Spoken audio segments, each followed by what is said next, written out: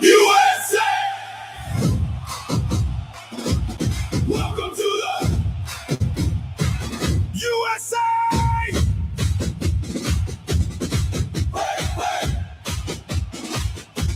Flag flying high where the free hearts live. Smoke in the air from the backyard ribs. Brisket on the fire, boots on the grass. Oh, watch you when the boys strike fast. Eagle in the sky, thunder in the stands. Freedom in the song, pride in our hands. From small town fields to the city lights, America waits when the boys take flight. Welcome to the land of the free, home of the brave, where we still believe. Raise that flag, let the whole world see.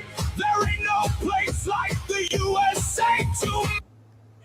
Welcome to the land of the loud, where the stars fly high and we sing it proud. Goal hits the net, let the stadium scream. USA, this is the American dream. USA, land of the free. USA, home of the brave. USA, eagle fly. USA, raise that flag.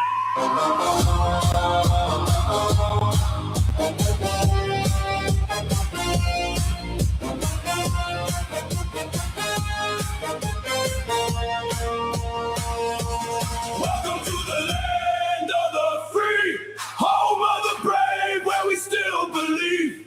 Raise that flag, let the whole world see.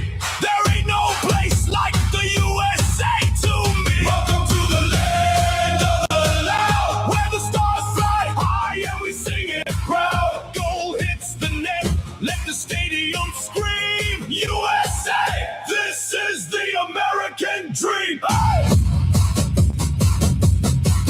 Hey! Hey!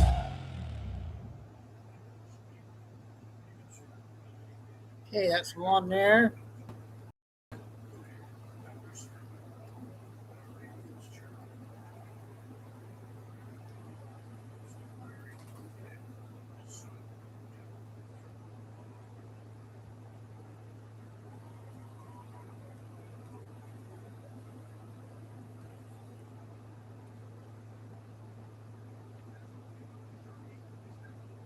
Six minutes.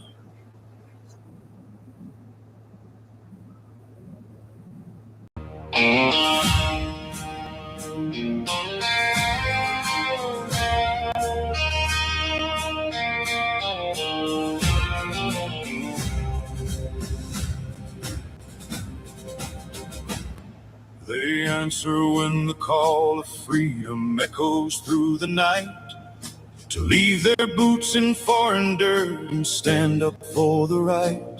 From the hills of distant borders, through the burning desert sand, the brave young souls of history protect the sacred land.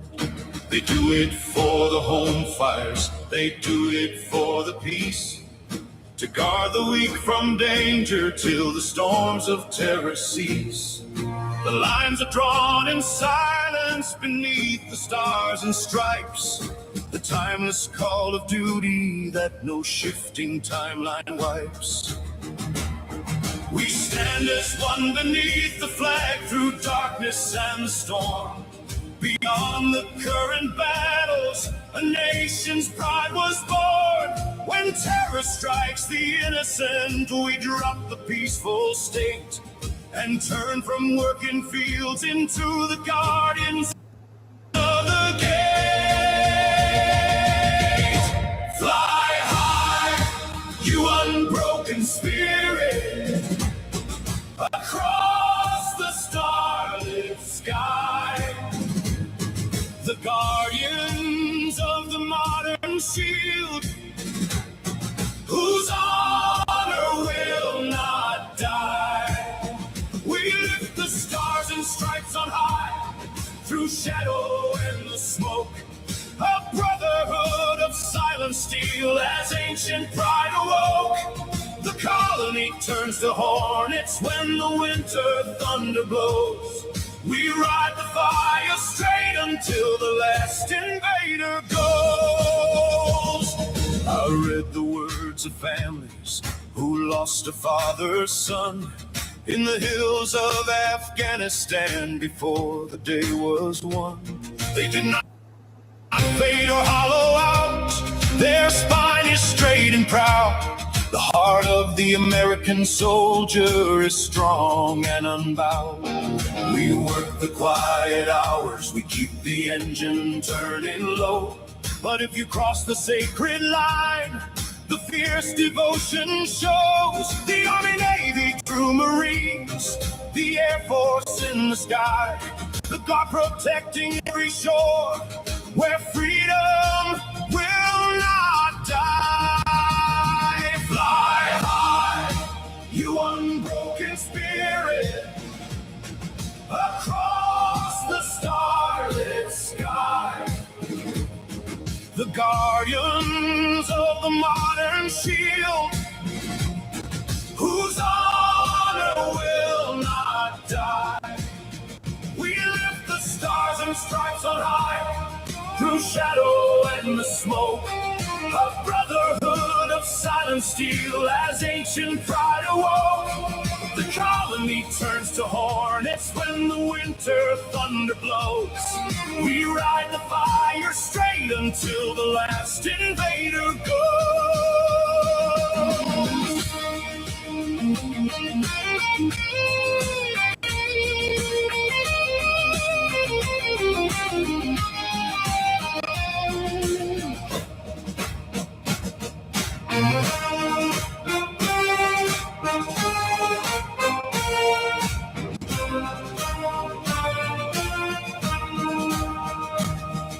The morning light is breaking slow across the hallowed ground, where rows of white and silent stones echo the only sound.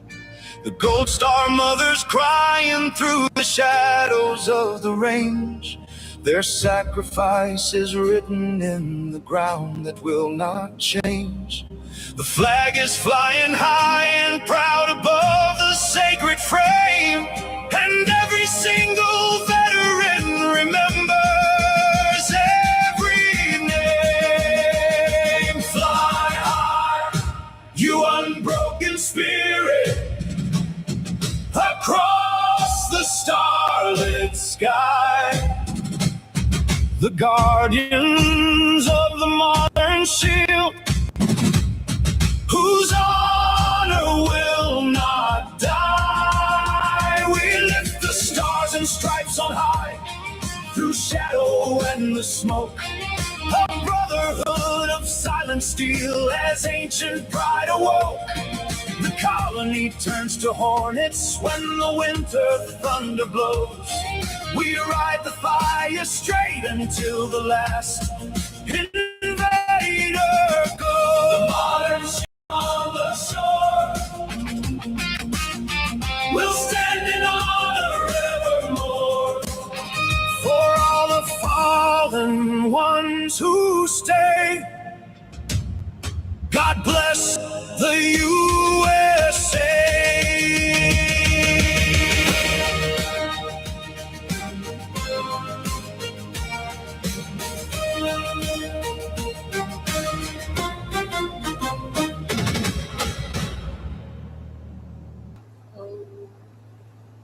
Well, I was going to do 4 of them, but I just found something that one of our channels is going to have an hour and a half on. Our news force lady, Wendy, has an hour and a half.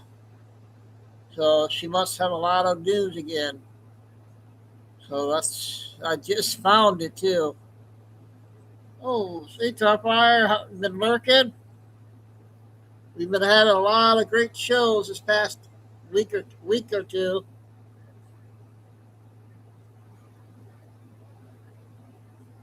Is that the? That's good. Yep. Is that the football stadium there in Seattle, or what stadium is that?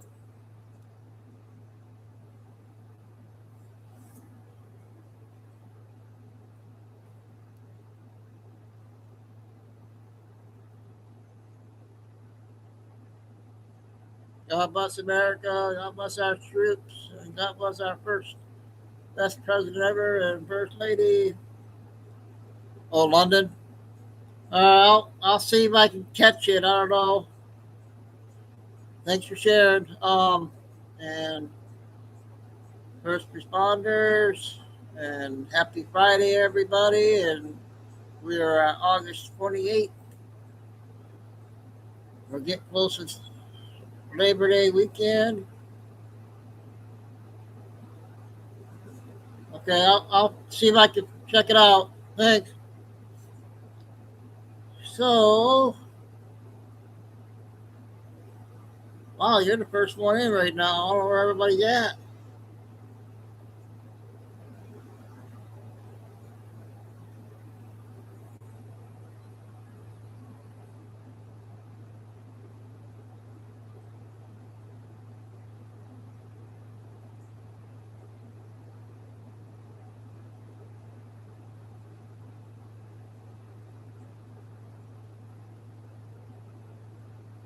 Yeah, we're getting a lot of new names now, and getting lot of good people coming in.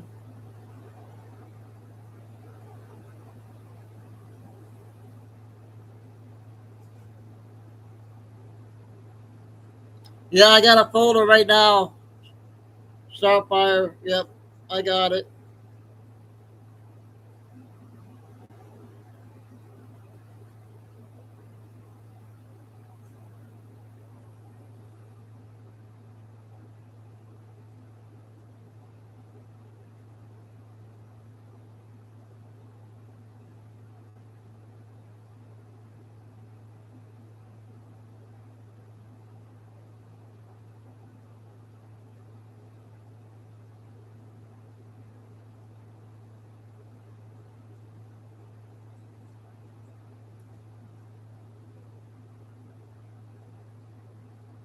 Billy Bean's been getting out some good videos this week.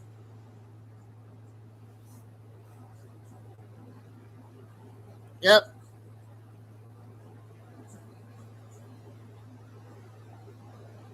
Oh yeah. See, see what happens. But they always do all this. We get all excited. Nothing happens.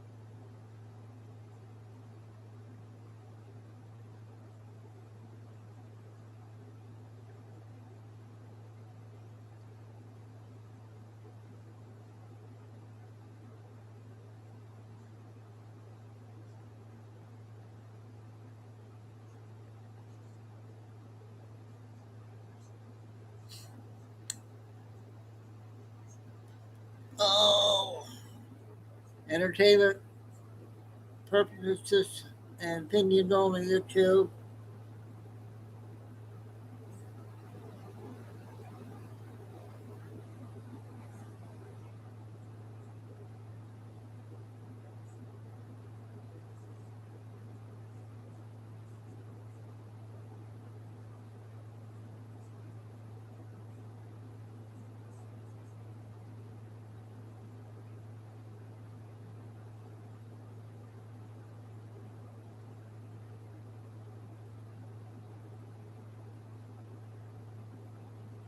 So I'm gonna go ahead and get going on the short videos.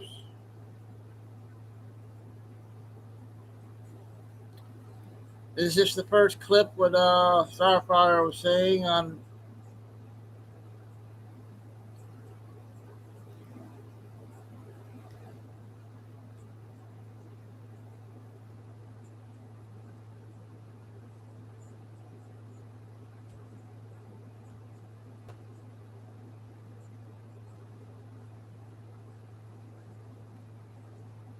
That's all I got right now.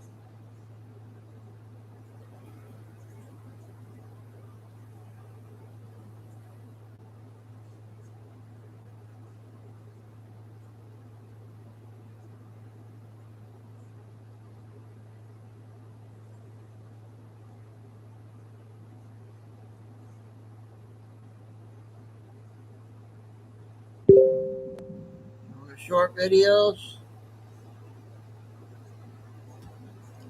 This one is about. Hi, I'm Admiral Brad Cooper, Commander of U.S. Central 4 Command, minutes. here with an operational update on 2 ongoing missions in the Middle East. Many of our 50,000 U.S. troops operating across the region are doing outstanding work executing the naval blockade against Iran while maintaining commercial traffic flow through the Strait of Hormuz. As recently announced, the U.S. military has achieved a major milestone in the Strait of Hormuz. We have successfully cleared sea mines in the Strait's international shipping lanes that were laid months ago by Iran's Islamic Revolutionary Guard Corps. Internationally recognized transit routes in the Strait are free of Iranian sea mines thanks to the incredible work of the U.S. military. Let's take a look at exactly what this means. Here's a nautical chart of the Strait of Hormuz and surrounding seas. It's frequently used by mariners around the world and clearly identifies the internationally recognized traffic separation scheme, which you see labeled on the chart as TSS. Oh, A traffic separation scheme is a highway system for ships on the ocean. Here on the chart, a dividing line is shown and placed between lanes with opposing traffic directions to keep ships safely apart in the narrow waterway. These are the long-standing lanes international shipping has historically used to transit the Strait of Hormuz. And over the past few months, our forces meticulously and quietly cleared them of sea mine threats using a combination of Navy divers, Navy SEALs, and U.S. air power from the Army, Navy, Air Force, and Marine Corps. The circumstances were challenging and dangerous to say the least, but we got the job done. Bottom line, today, international shipping lanes are open and momentum is building. Over the past several months, U.S. forces have assisted nearly 1,500 commercial vessels in transiting the strait by providing coordinated protection. Those ships were carrying nearly 750 million barrels of crude oil destined for global energy markets, which is a massive volume. And while American forces have supported 750 million barrels of crude oil leaving the Gulf, Iran has exported zero oil from its shores since we resumed the naval blockade in mid-July. We have been highly effective. No ships have entered or left an Iranian port without our permission, and we have only allowed ships to pass through on humanitarian grounds, which is a credit to the dedication and professionalism of our sailors, Marines, and airmen in particular, executing this complex mission. Since resuming the blockade, thousands of U.S. service members operating more than 20 warships and hundreds of aircraft have sustained our success, turning around 75 vessels attempting to run the blockade and disabling 3 vessels that did not comply when directed. CENTCOM forces have demonstrated time and time again that we are laser focused on this mission. We remain vigilant, lethal, and resolved. During a recent trip to the region, I saw firsthand how our brave men and women continue to answer the call. I had the privilege to recognize and thank our troops personally for their extraordinary service. We've asked them to stay ready, and that's exactly what they are doing. I just could not be prouder of their efforts, and I know that the American people share that same pride. So to all our service members, keep up the great work, continue to take care of one another, and Godspeed. Thanks so much. Hey, that's a good one there. Important one from the military. So before you go, Barry, I got my results back from the blood work on the diabetes number. They said it's normal, 5.5. I'm sitting good on that.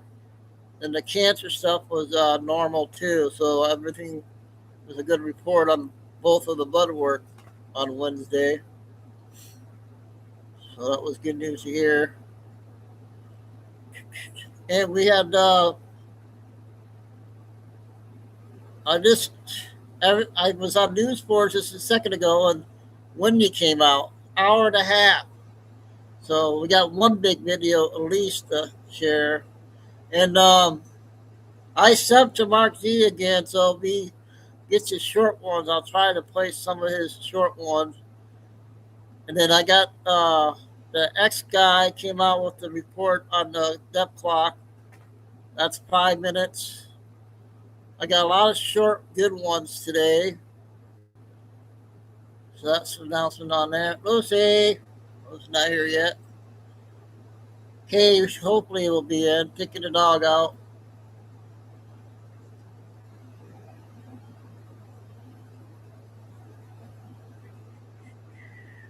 So we'll play Holly here for Friday night one here. Friday day.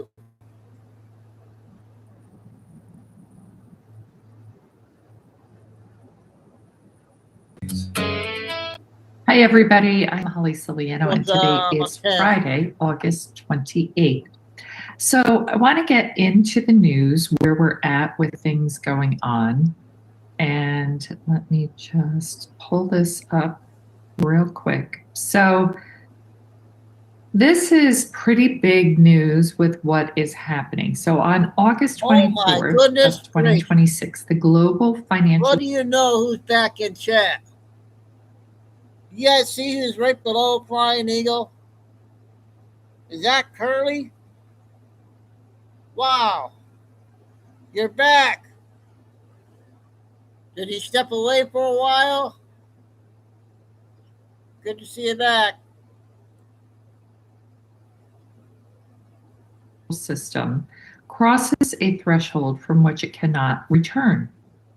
This is the date when the ISO 20022 completes its mitigation across all major banking rails. The ISO 20022 is not a currency.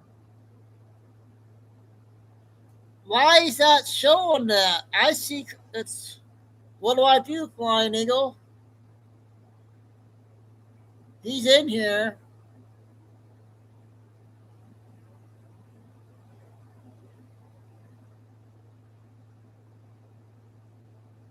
Or she, I can't remember if it's he or she.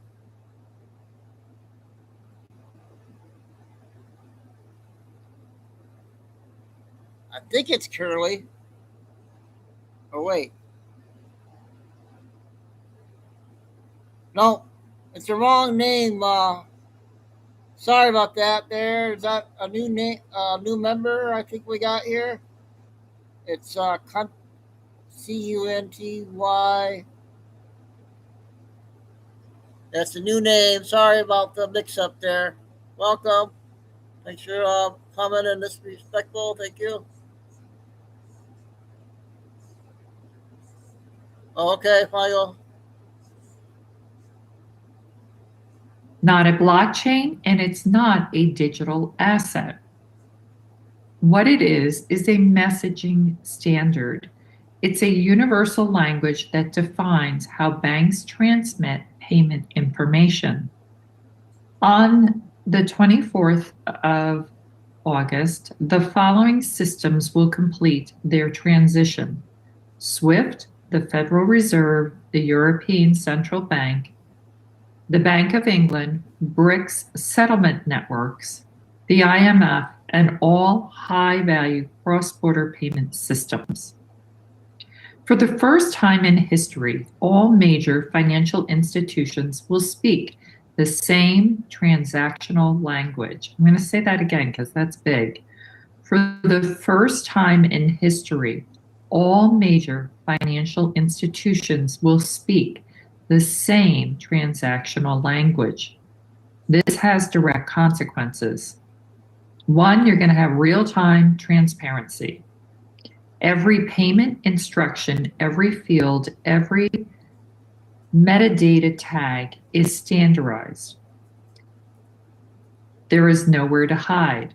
This is why banking didn't want any of this. Chico. Technical excuses disappear. Outdated formatting disappears. Opaque message structures disappear. The entire monetary system becomes visible. And visibility is the biggest weakness from the world's point of view of the fiat system. After the switch is completed on the 24th of August, a debt-based monetary system has nowhere to hide. Every insolvency becomes transparent. Every derivatives mismatch becomes obvious, and fractional reserve systems can no longer hide liquidity holes. Banks cannot create endless synthetic credit, fake monopoly money, behind opaque SWIFT messages.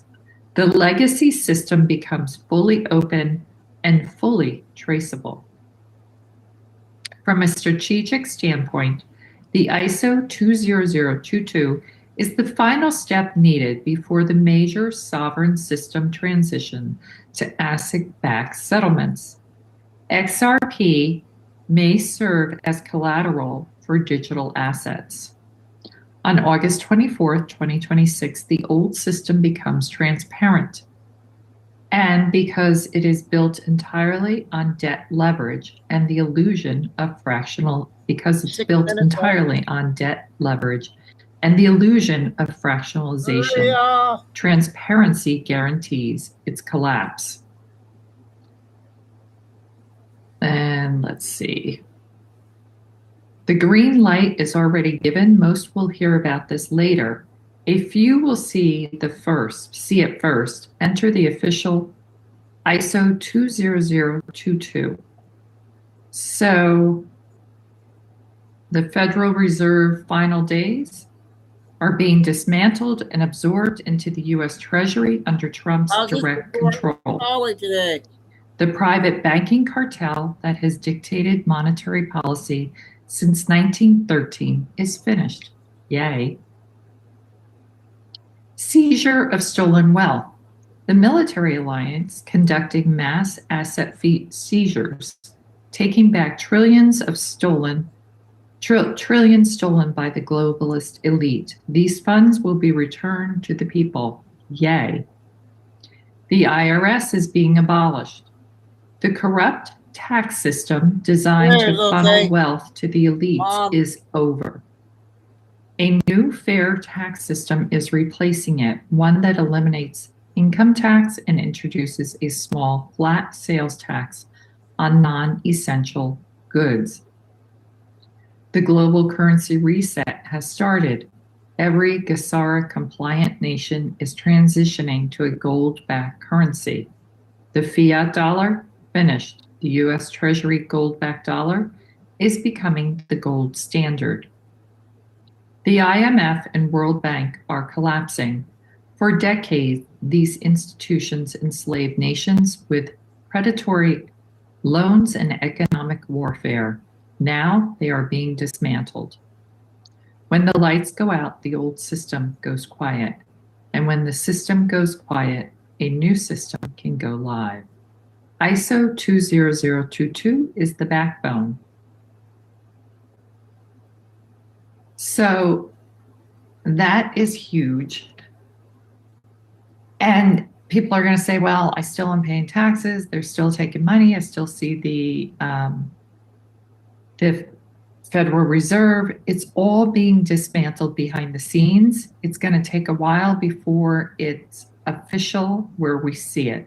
So just know it's all being done quietly behind the scenes. Now, let's hop into the RV news. So you're not going to see anything yet. September, October, November, even into December. Those are key months.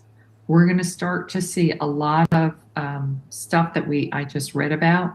You're going to start to see that more and more show up where it's going to be more obvious. All the things we have been hearing about, the EBS, the military is the only way, lockdowns, temporary martial laws, all of that, I'm told, should be beginning in the fall. Hello. So we're almost at the end of August. It's not much longer before these things start to roll out, and we see that. We have September. See, there you go again, you guys. Everybody's saying Oh, no RV for October, November, December. Nobody knows. I don't know why they keep saying that. 11th coming up, 26th anniversary. So that I'm told is a marker. And as far as the RV, don't quite know when that will happen. So I just caution you with all the news out there, just live your life. It's going to happen. It's in a rollout. Cabal is still causing interference because they are out of money and they're desperately trying to get any money they can. So look at the RV as the most delicate surgical operation that is being handled with the utmost care as they surgically remove, let's say, the most embedded tumor inside a human body that's entangled in every organ and every fiber. And they are using such fine-tuned strategic precision to cut that tumor out so that you don't kill the human body or the US or the world. So that's why it's taking so long. It's being done very strategically, surgical skill, just removing all of this cancer that has invaded the world. Look at the cabal as a cancer that's invaded. So enjoy your weekend. Keep living your life. Keep working on yourself. Do what you need to do for yourself. Okay, report for Friday. So we got some little news on our cat lady, Mary. So she brought her other dog with her to the vet this morning and wasn't sure if Caesar was going to come back home. And, well, got some good news, some report. So we'll listen to this.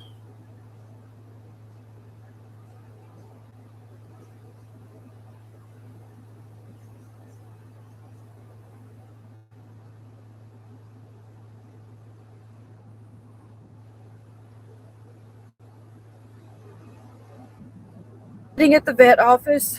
Keely, where are you at? They're going to think you're not even in here. Kiki, where are you, Keely? Oh, he's behind Caesar. You see his little nose.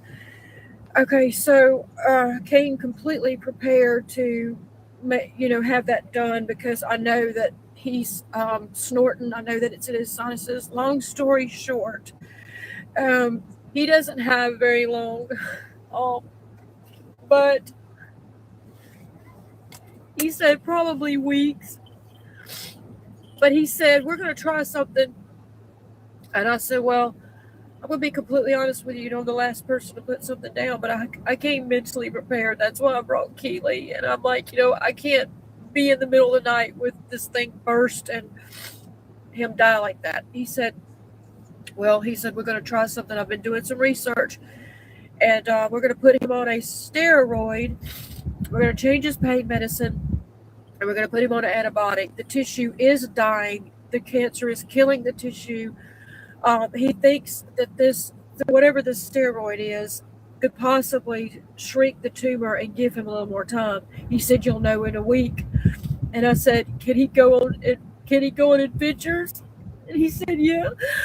And he said, you take him on as many adventures as you can. And he's going to be on a stronger pain medicine because he said, obviously, his little skin is so stretched out. So the weather's supposed to get cooler. And I'm going to be working really, really hard in the mornings and trying to drum up business. And in the afternoons and every day, it's going to be our time. And we're going to spend so much time together. Also, the black seed oil is coming. I asked him about it. He said, I've heard things about that. I'm not going to tell you not to do it. He said, I have heard a lot about it. There's a lot of research out there about it. So he didn't say, no, that's bullshit. Don't believe on black seed oil. So the actual oil is supposed to be here today, and I'm putting it right in his mouth. So, guys, thanks for being with me. We're about to head back. After today, he will not be getting any kind of fast food or anything like that. We're going back to the vegetables and meats and things like that. But we are swinging through a fast food restaurant, and both of these babies are getting them something special. So bear with me, guys. And by the way, it's on his side too, so he is ate up with it. But we have a couple more weeks to give him the very best life he possibly can have. Thanks, guys. So, Kay, did yours make it longer, or do you think it's possible with the medicine that they're going to keep trying things? So I don't know. But that was some good news, though. She got to bring him home.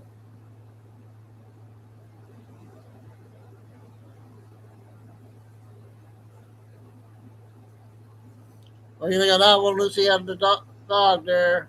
Okay, we're going to play the other guy. He has a short one, 7 minutes. We're going to do a lot of short ones right now.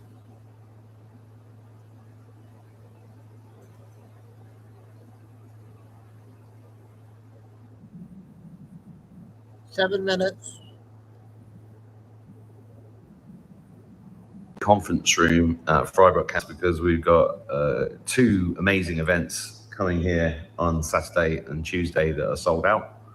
One with Charlotte Emily Rose, who you've seen on my channel before, hopefully, who wrote, I will say wellness, but I think it's well-being, that's it. Charlotte Emily Rose, who's going to be talking about the ancient healing waters of Ireland. And Laura Eisenhower, on her first trip to Ireland, is going to be here in a few days doing a presentation. And we've got a nice big screen, a nice spanking new sound system. So that's exciting. But anyway, I want to talk today about Lake America.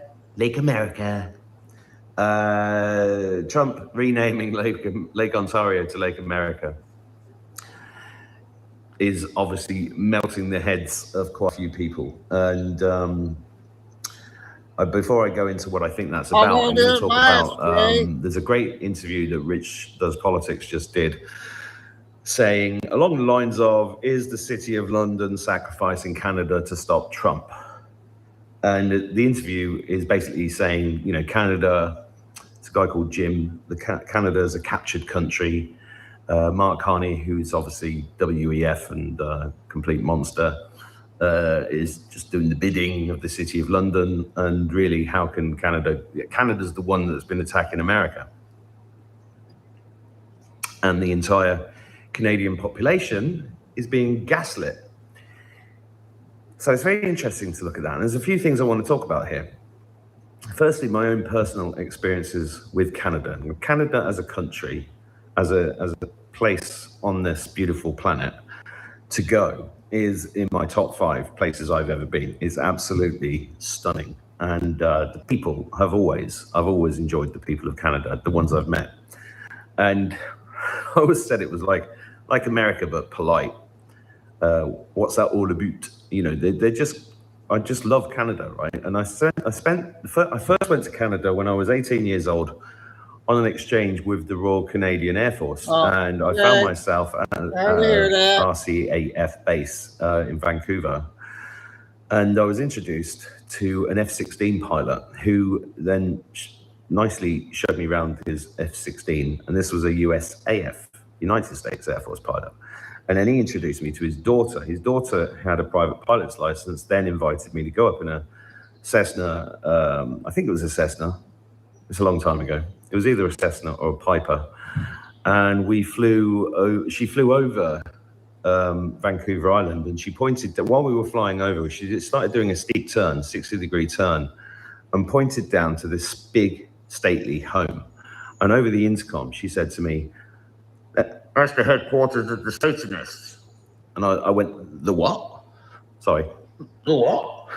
I was like, what did she say? I'm in a cockpit with a crazy woman. And she said that this house, I've told this story on the channel before, but if you've not heard it before, it's interesting. Because this house was, she said that you can't get to this house. If you wanted to drive to it, you'd never be able to find it. And I spent the next 2 weeks in Canada going into gas stations and restaurants and stuff, just looking around like, are they a Satanist? Is that a Satanist? Is he a Satanist? But it was part of my path to learn this very early on. And, you know, Canada's definitely been a captured country for a long, long time. The first public speech I gave was actually in Canada, where was it? It was in British Columbia. It was at the governor's mansion house, the governor of British Columbia. I was asked to do a speech after dinner, and I tried telling a joke, and it just went down like a lead balloon. And that's why I remember it, because I just remember I wanted the world to swallow me up. It was horrendous. I was there in my best blazer and tie, and I was in front of the governor. And there's the clue, you see, governors. You've got these governors of these, you know, provinces, and they're all, you know, representing the crown. And if you look into the work of Kevin Annett, who I've got a lot of respect for, I was looking at his work, 15 years ago, maybe more. A lot of research. And he told the story of the murder of the Indigenous Canadian people, and specifically to an event in 1966 when the Queen Elizabeth and Prince Philip were visiting an Indigenous school, I think, and then they went on a trip into the woods with 16 children, but the children never returned. I wonder what happened to them. So yeah, Canada's been a captured country for a long time. Now, when you're looking at all this stuff like, you know, there's people tweeting, oh, Trump's a fascist who's renaming Lake Ontario into the Lake of America or America's Lake or whatever the hell he's called it. The same as he's done with the Gulf of Mexico, which is now the Gulf of America. What he's doing, right, and okay, I can't say for sure what he's doing, but what if, you know, if you're a regular viewer to me, you know, when Trump does stuff like this that grabs headlines and gets millions of shares and, you know, annoys people, he's putting the spotlight on it. He's putting the spotlight on it for a reason, because he wants us to pay attention to Canada at this time. Now, is it possible? This is the question you have to ask yourself. Is it possible that Canada and Mexico and Greenland are already part of the United States, but the original United States, not the corporation? Is that possible? Is it possible that this was already done years ago and we are seeing a version of this conflict so that people in Canada and around the world can see the situation there and start to think for themselves and work it out for themselves? Is it possible that the spotlight is being put on it in order to get people doing their own research? What do you think? I think so. But, you know, if you've never seen me before, be warned. I am an apocalyptimist. So anyway, just a little thought for today on Canada and what's going on there. So remember, question everything, including it. Okay, that's a short one today. I got a new one that's a important one. 9 minutes.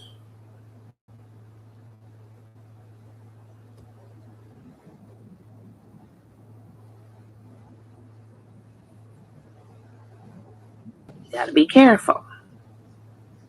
Some people have sent me some AI vids.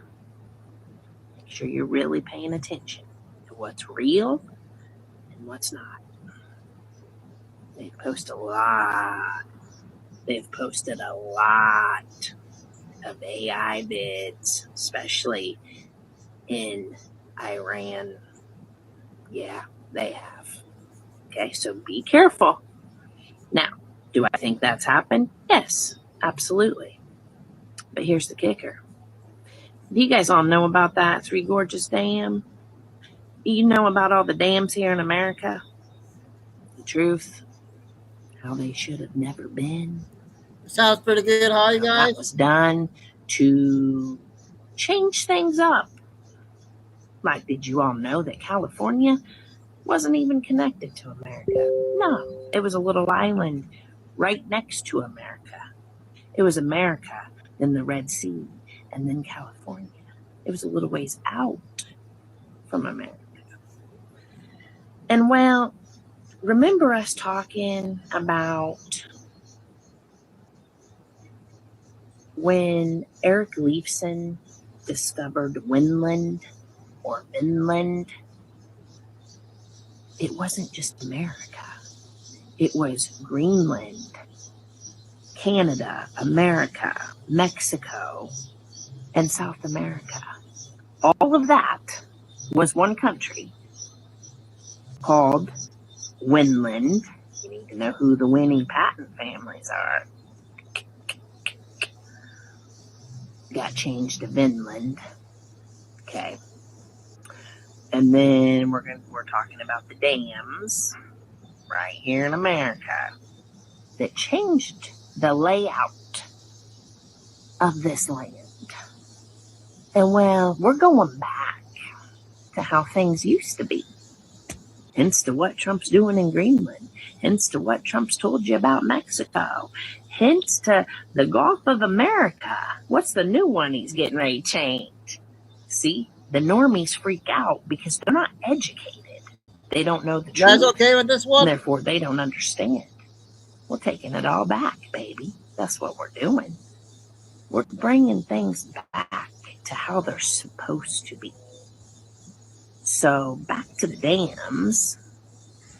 Knowing what's going on in China and Nepal, one's got to beg the question, is that going to collapse the Three Gorges Dam? I've been waiting on that. Okay. Are all the dams in America going to collapse? What's your thoughts? You guys in the know? If we're going back to how things are supposed to be, do those dams all need to collapse? Something to ponder. Have a great day. Came across, I think that was, can't remember, but there was a popular video there. Yeah, I got another one with the interesting one. 6 minutes. As I was looking through the news stories of this flood, I noticed that a lot of these news agencies were reporting that 33 Americans had also gone missing in this flood. But I said to myself, just because it landed on their magical number does not mean that's not the amount of Americans that have gone missing. So I just ignored it until other news agencies were reporting that there were citizens from the United Kingdom also caught up in this flood, and they reported that there were 33 citizens from the United Kingdom that were missing too. There were also citizens from Calcutta there, and how many happen to have gone missing? 33. The Indian government reported that there was workers there from the Trishuli Eye project. They were rescued, but just how many were rescued? 33. There were also 33 security personnel from Nepal, 26 of them from the police force, that went missing. Young African woman missing hours after sharing joyful videos celebrating birthday. How old was she? Of course, 33. Not just that, and maybe that's a coincidence. Death toll crosses over 330. Why couldn't it just cross over 300? Well, that's not the magic number. But take a look at this, and I'm reading this directly from Reuters. As many as 517 foreigners from 33 countries are among the 570 tourists missing in Nepal. Yes, you can't make this up whatsoever. There were 33 foreign countries that were impacted by this flood. How many 33s do we need to see here until we say to ourselves, we're looking at a logo here, we're looking at their calling card, from the ones who happen to call themselves and their God the architects of this world? Now, unfortunately, the amount of people that have gone missing or ended up deceased due to this flood has been rising.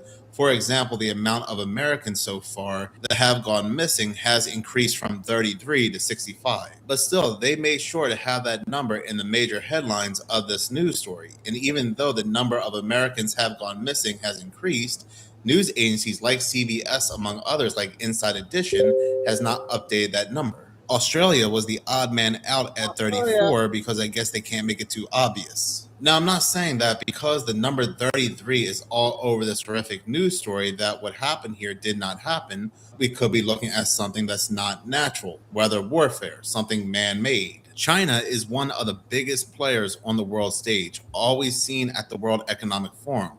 Again, and as I said before, we think all these countries are enemies, the United States and China, but they're always seen buddy-buddy at the World Economic Forum giving very similar speeches. But not just that, because the World Economic Forum is just the face, they also have representatives that attend the Bilderberg meetings, which also multiple news agencies go to. And how many times have we been told by these news agencies about China's weather modification program?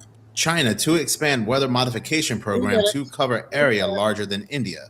How China became fixated on cloud seeding. River in the Sky, China's doomed plan to create a cloud seeding corridor, and that was back on June 17th. But it's funny because back when those horrible hurricanes happened in the United States, Hurricane Helene, Hurricane Milton, during the Biden administration, Biden came out on TV. We had all these news agencies tell us the United States government cannot manipulate the weather.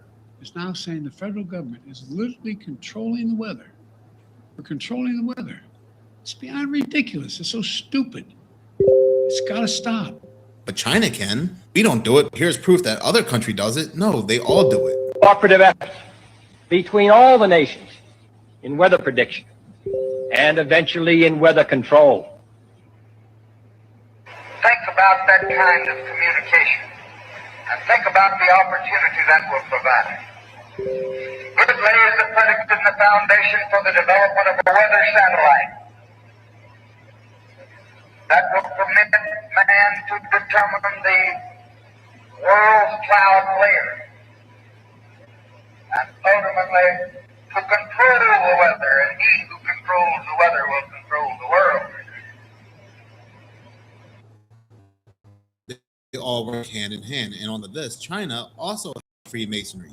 Welcome to the Grand Lodge of China. Now, yes, there are many other secret organizations and secret societies out there, not just the Free Peoples. But as soon as they told us they were putting back up the statue of Albert Pike in Washington, D.C., one of the leaders of Kabbalistic Freemasonry. Also, it's kind of interesting that over 160 Confederate statues were taken down, and yet only one was put back up, his. I wonder why. And after that was announced, we were seeing the number 33 in the major headlines of these very suspicious news stories left and right. As soon as they told us they were putting that statue back up, I knew we were stepping into deep Triceratops feces when it comes to Freemason hijinks. The first plane crash the United States had in over 15 years was on runway 33.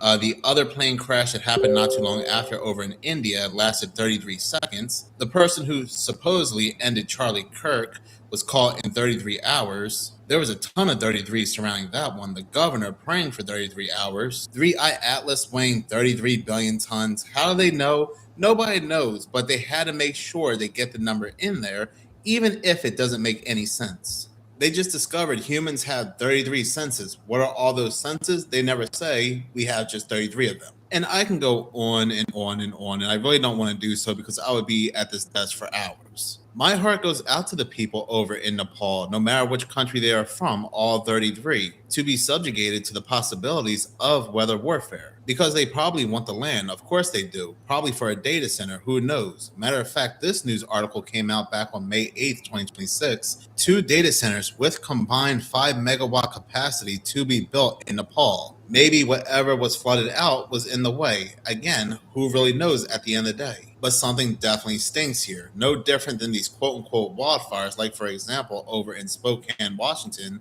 It came out that exactly where that massive wildfire happened that wiped out everything, they are building a data center on top of. Okay, that's how that one ended. Yeah, I wasn't sure about that one. So I'm glad I played it, found it. Okay, we got Ecto Guy, 5 minutes.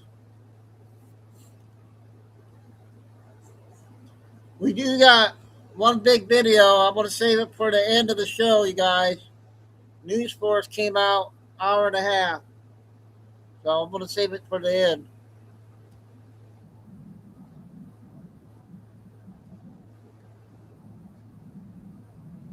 Economy E equals 2x in 8 years. All loans capped at 3% and eliminate all income and property taxes. Now, first, when you read this, it may sound impossible, but in my opinion, the U.S. debt clock is showing us a riddle with a solution that we can solve. E equals 2x, meaning that the economy doubles. And if the economy doubles faster than the debt grows, the debt becomes smaller compared to the size of the economy. That right there is the key. The solution isn't necessarily deleting $40 trillion overnight. The solution is growing the economy faster than the debt burden.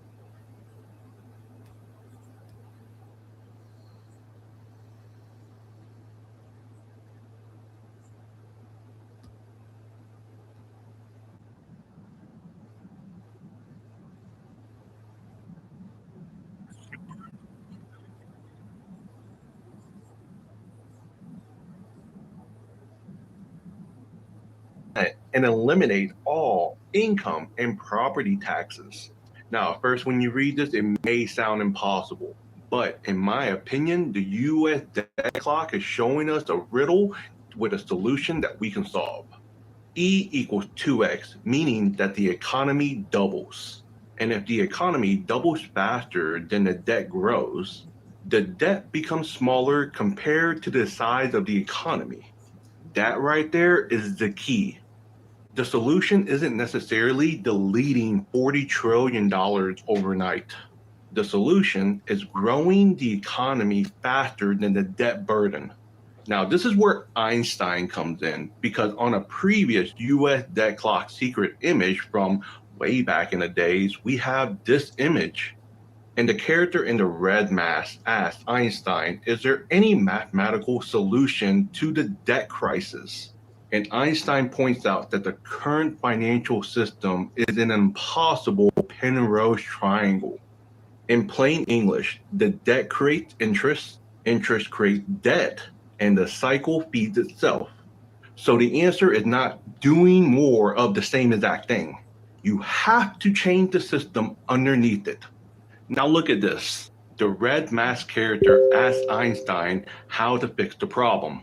Then we have Marshall Hanner, the CEO and founder of Metallicus, posting himself over on X in a red mask saying, I can fix it.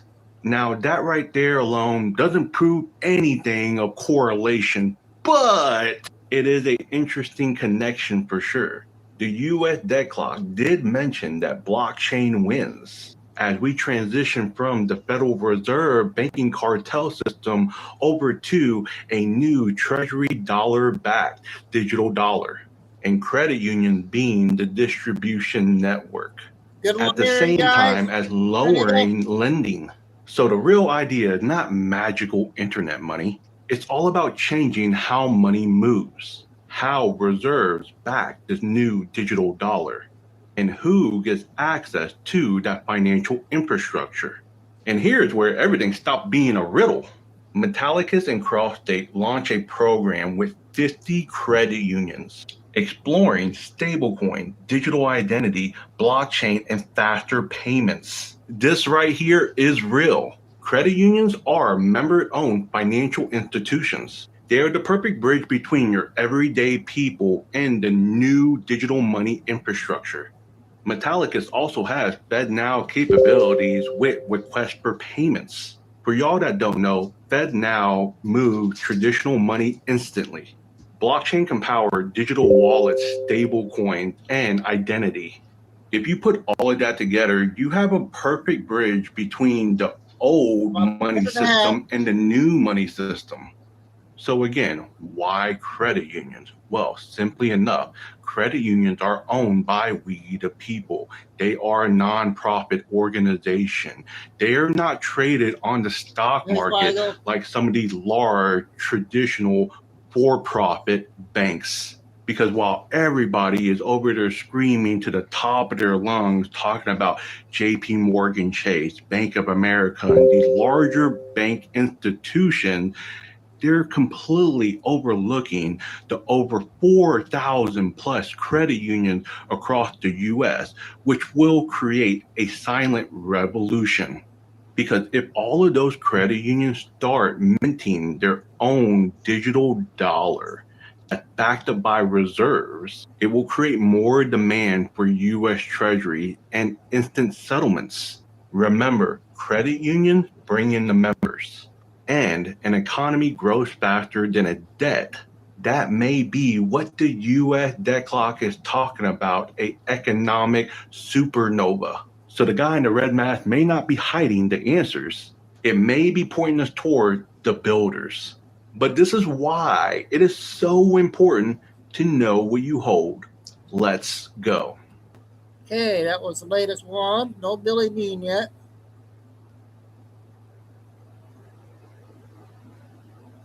Wait a minute. Did she have one late last night? I can't remember if she had a late one. But I'm going to play this minute clip. I missed out on this. I don't know if anybody saw this one.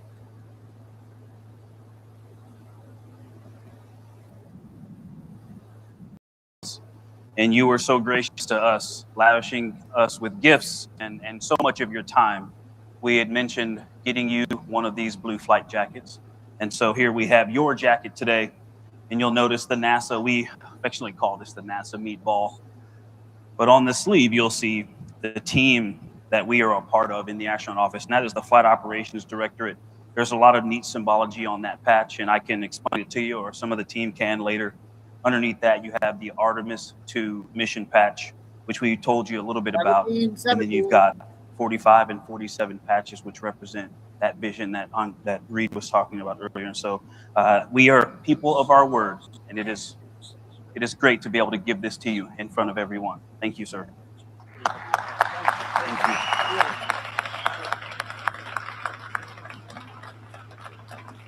That's kind of cool, huh, you guys? I didn't see that. Mr. President, when we were... There is a Billy Bean out from last night, 5 minutes.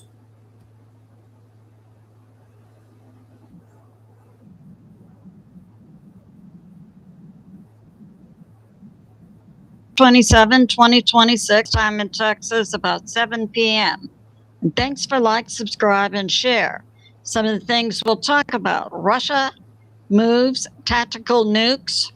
Poland has tanks on its border with the Russian enclave Kaliningrad. And doomsday planes are up over the U.S. So let's get started. So we have, according to New York Prepper, we have over the U.S. 4 E-6 doomsday planes currently up over the U.S.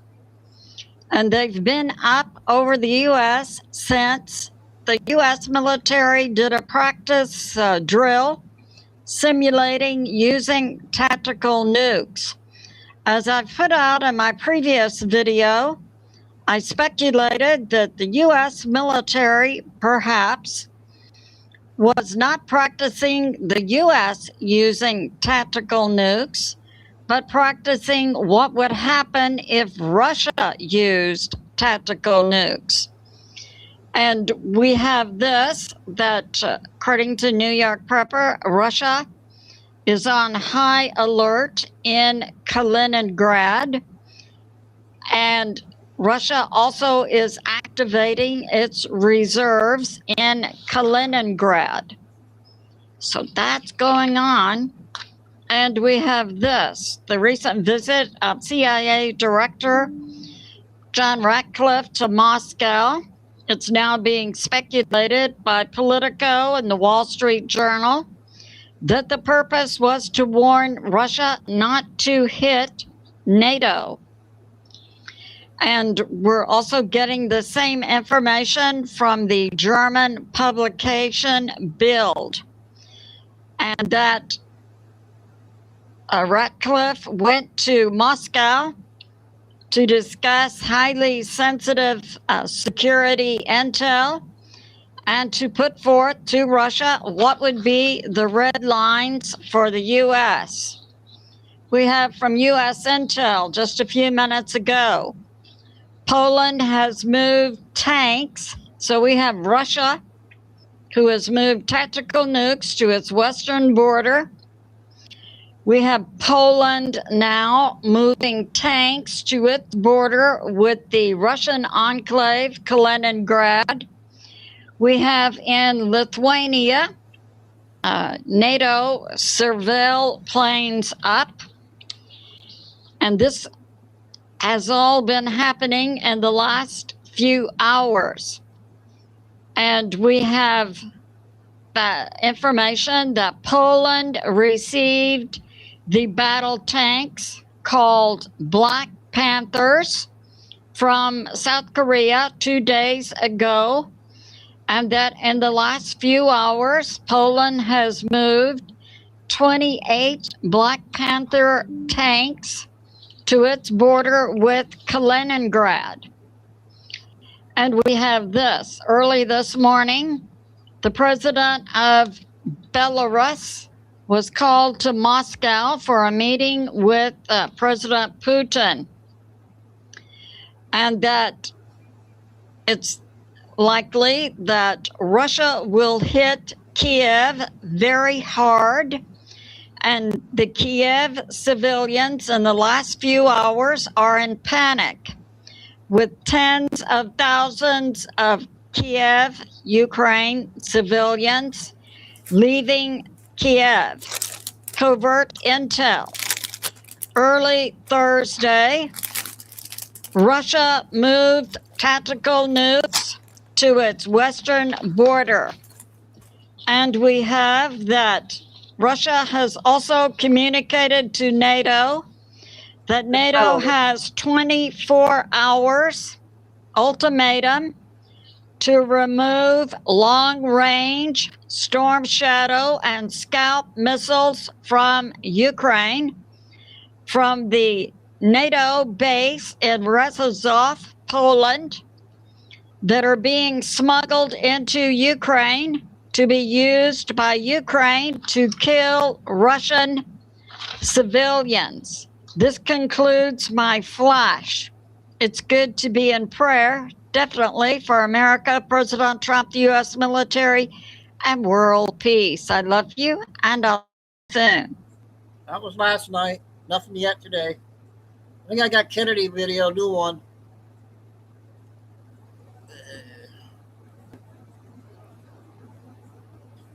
And the X2 or the report, Jim report.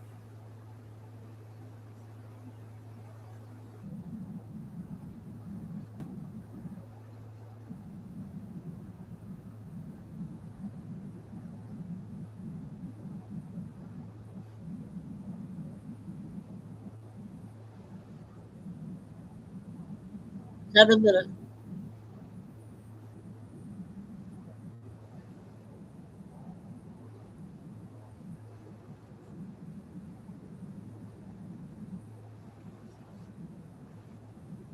Injunction against him. You don't like universal injunctions. You called them judges acting like they're politicians in robes and judges looking like crass political actors.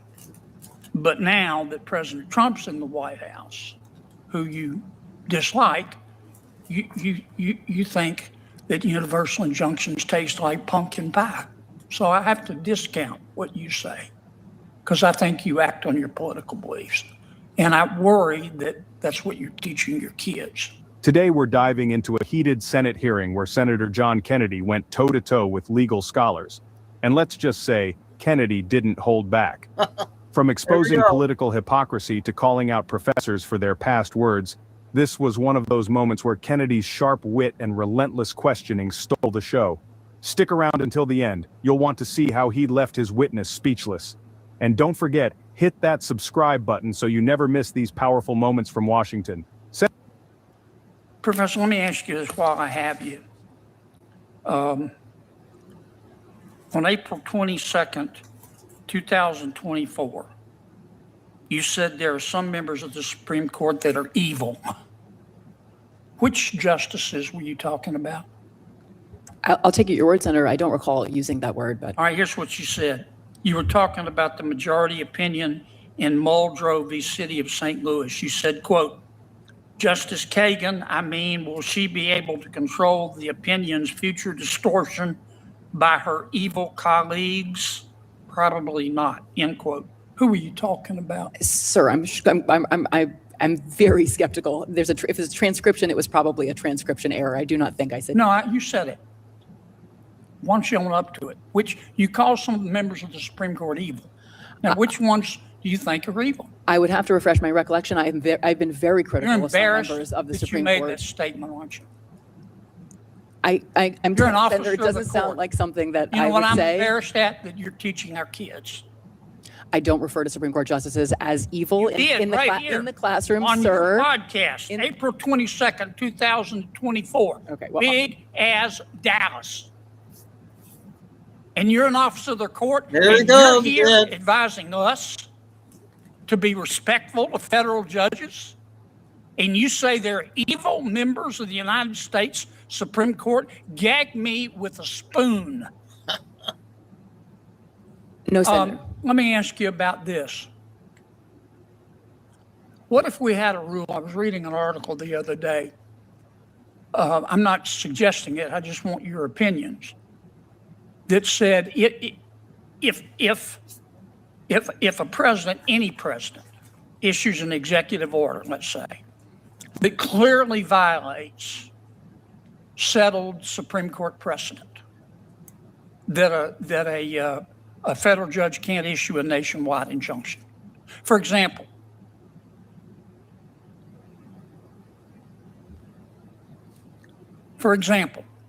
if a federal a president issued an order that said no one in America has right to counsel any longer, including but not limited to, in a felony case, having the government pay for your lawyer if you can't afford it. That clearly violates settled Gideon v. Wainwright. In that case, a judge has no authority or does have authority to issue a nationwide injunction.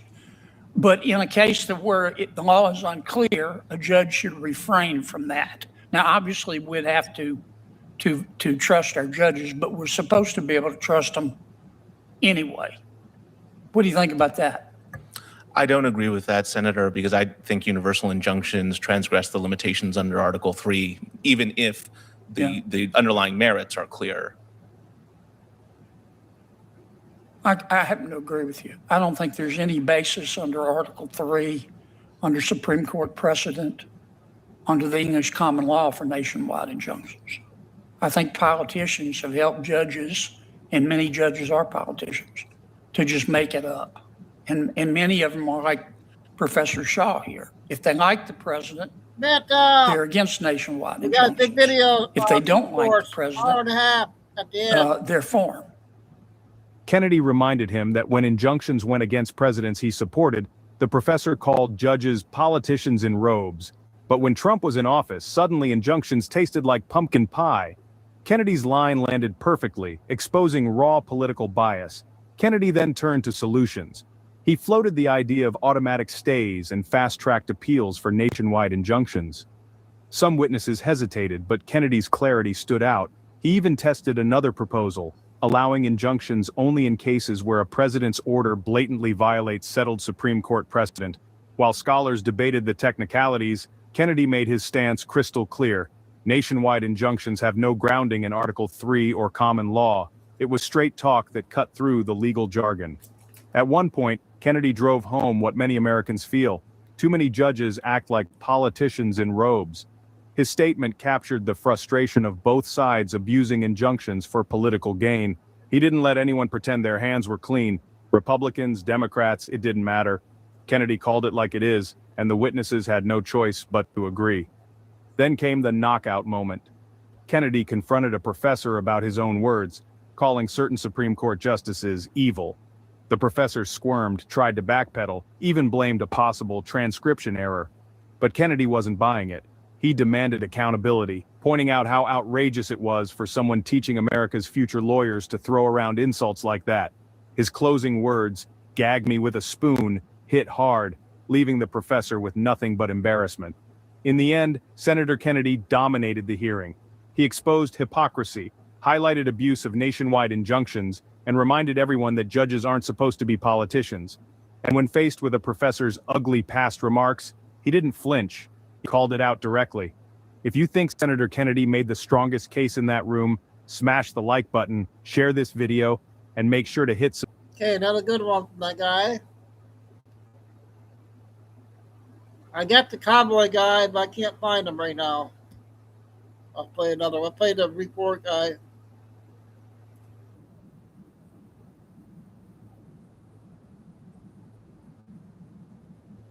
Save you from spending a fortune at the dental clinic and enduring the pain of tooth extractions, braces, or dental implants.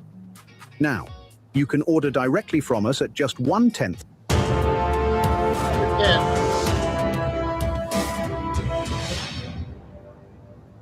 August 28th, 2026. Hello, I am John Michael Chambers, and this is your Daily War Report. I ask you to listen with love, as where we go one, we go all. The following report has been provided in part by Guardian Daniel R. War Report. the integration of quantum financial rails, why allied activation of asset-backed ledger structures enforces liquidation of legacy matrix channels.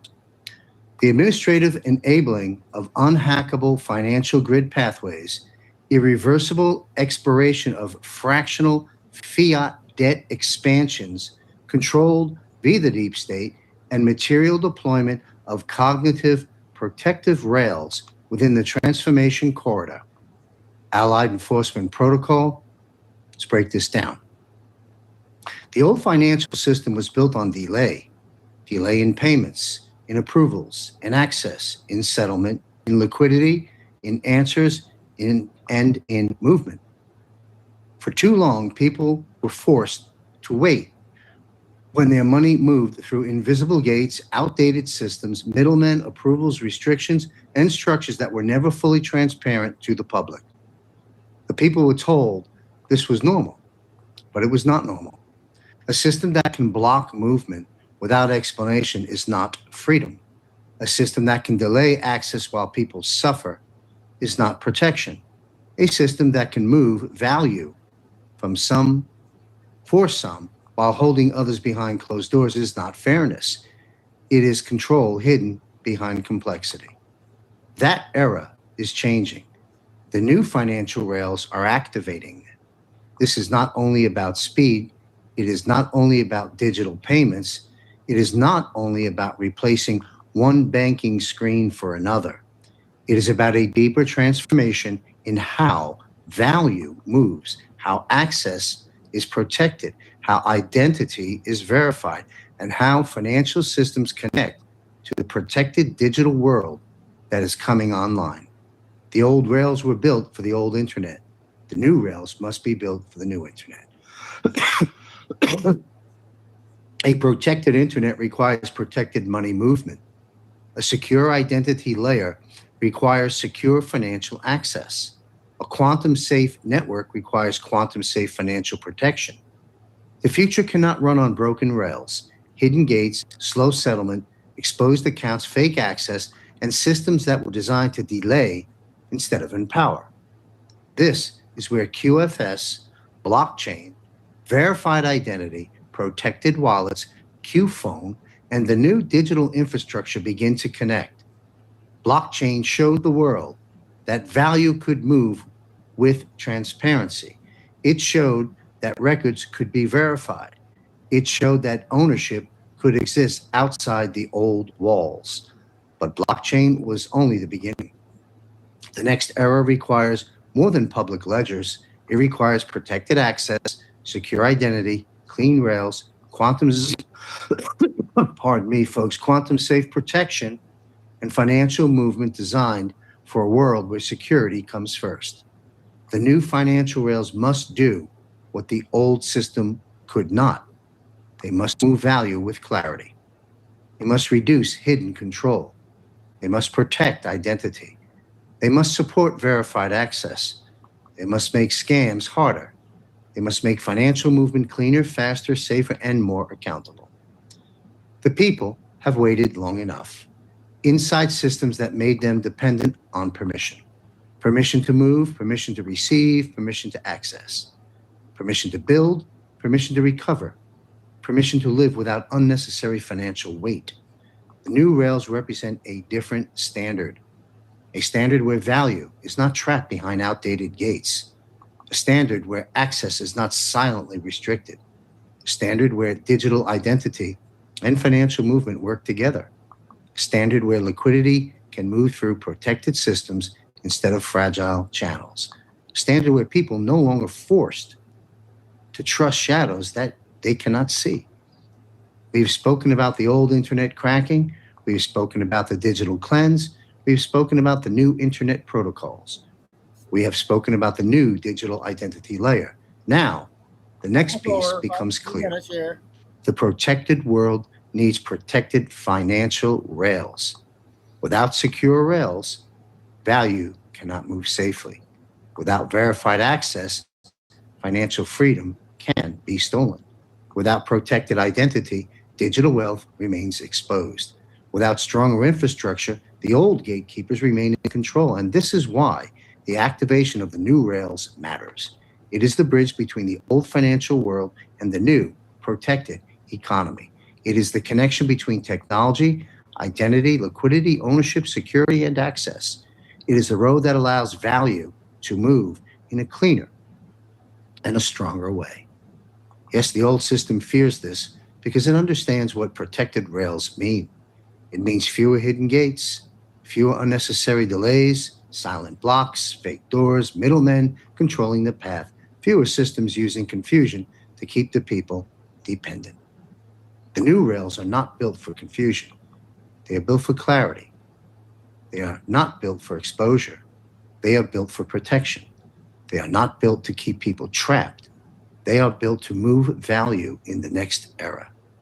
The financial transition is not only about money, it is about access. It is about protection and restoring movement where movement was once blocked. It is about building a system where value can travel through stronger rails, connected to a safer digital foundation. The old gates are weakening. The protected rails are now rising, and the new financial system is beginning to come online. And we may recall our good friend Robert David Steele talking about this all those years ago. Watch what nail polish actually does to your toenail fungus. It's kind of surprising, but fungal spores are 1,000 ago. Be sure to watch our new broadcast here at JMC Broadcasting, launching in September. That was a short one.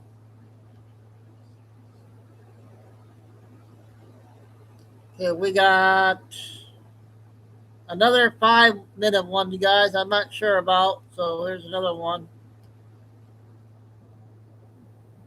What this is about.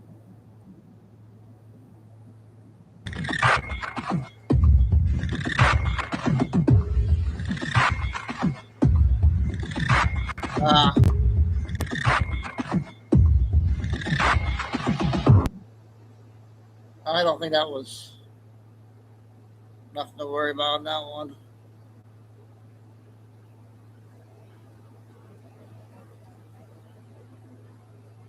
Trying to find the cowboy guy, but can't find him yet. Alright, let's play. I got some photos here. We'll play real quick.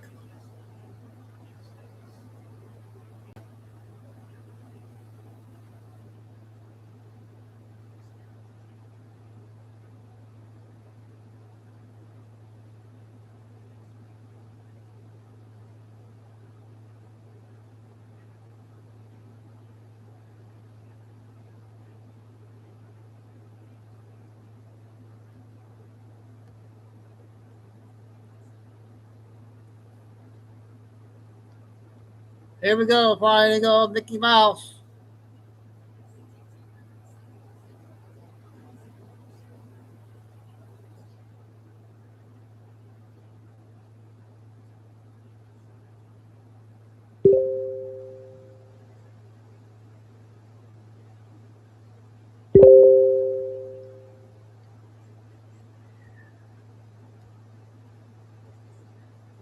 Okay, I found the cowboy guy. They're saying something about the black tie. On the bottom, they're saying about something about the black tie. Then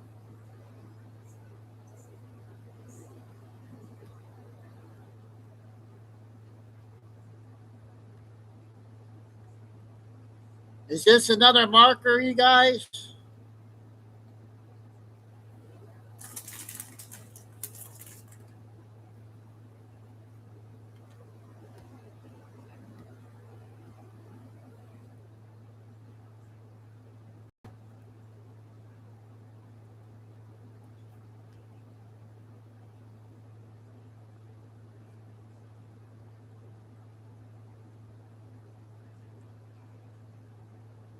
Put it now on her currency stuff here, Mario.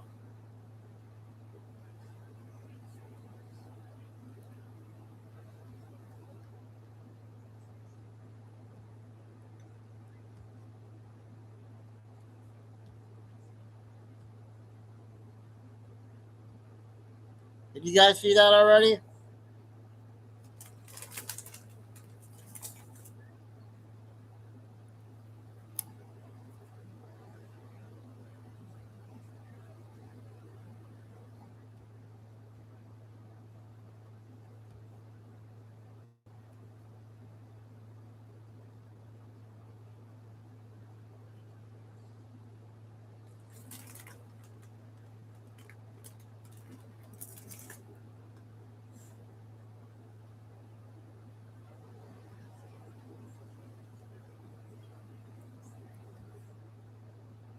All right. Next two will be Cowboy.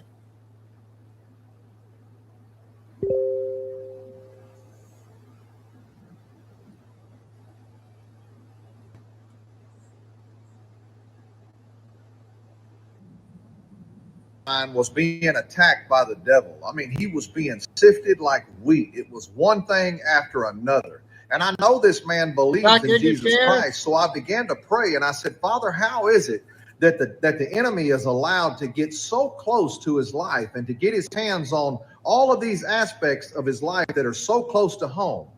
And the Lord put on my heart that because he is walking in disobedience, he is literally destroying my hedge of protection around him. So the further he gets away from me, the more the enemy is allowed to get closer to him, right? And as I prayed about this, I prayed about myself. And the Lord put on my heart that he said, because you pray, because you fast, because you try to walk in obedience, you are literally expanding my hedge of protection around your life. You're gaining boundary lines. It's growing all around you. And as I saw this, I looked at this man's life and it started to make sense, because a lot of people don't realize that once you start believing in Jesus, that spiritual warfare is such a real thing. I just released a new episode number 2 of this podcast that I've released. It's called the Tyler Wood Encounter. And it's literally going deeper into learning and understanding spiritual warfare. And as I was trying to film this podcast, the enemy was attacking me in so many different ways. Now, he did not succeed. I'm here to tell you today that the devil is a liar. He's a failure, and he's already defeated. And Jesus Christ had victory on the cross, and he is forever the victor over our lives to eternal salvation. But what we need to understand is that if you are allowing the devil to have place in your life, he has a legal right to dwell there. I know I've spoke about this before in the past, but let me tell you something. I see a lot of you guys out there posting, whether you're saying something about how you've just lost your joy. You don't feel like God is in your life. You feel depressed. You feel anxiety. You feel fear. The Bible says, neither give place to the devil. Let him who stole steal no more. Whenever you're out here and you're listening to these songs that are singing about demonic things or abominations that are sinful, you're loosing things into your life. The Bible says what's bound on earth is bound in heaven. What's loosed on earth is loosed in heaven. And whatsoever a man soweth, that shall he also reap. If we give place to the devil in our lives, we are literally destroying God's hedge of protection around our lives. You see, the Bible says if we draw nigh to God, he will draw nigh to us. So the closer we get to him and the more we walk in obedience, the Bible says that he will give his angels charge over thee. So that doesn't mean that I'm perfect and that I'm not going to be tried or attacked. It just means that the more I walk in obedience, the enemy is not going to be able to get as close as he once did. I'm still going to be tried. I'm still going to get attacks. But we have spiritual discernment because we have walked in faith and not by sight. So God has blessed us with eyes to see and ears to hear. Let me tell you something. We're in a wicked generation where you can turn on your social media app and literally see pornography right there on an open social media app platform. The very next video could be something horrible happened to somebody, a car crash with body parts everywhere. The devil desires to have your mind. The Bible says in the last days, because iniquity shall abound, the love of many will wax cold. that means that you will see so much iniquity and sin and filth and evil that you will become desensitized to these things. And the love that was once placed in your heart by the Holy Spirit will begin to wax cold. And we see it so much that we become complacent in these things. If you're out there today and you're dealing with depression, anxiety, fear, all of these things that are literal byproducts of a demonic affliction, it is because you have given place to the devil in your life. You don't have a mental disability. I noticed recently that Okay, I got the second one. I only got 2 today so far.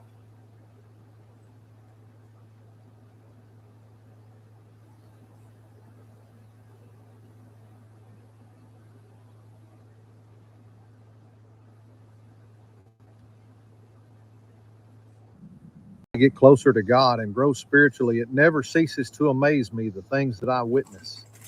I was in Russellville, Kentucky today having a conversation with a young man from Tennessee that was there promoting his recovery ministry. And he was telling me about the things that he was afflicted with the spirit of addiction. And as I began to speak to him about how God uses unlikely people to do extraordinary things, and how he was given a testimony to make his way to the pit and come back, there was a guy that drove up, had his wife driving the car, and he shouted out the window in a very demonic voice. He said, "Y'all need to shut up."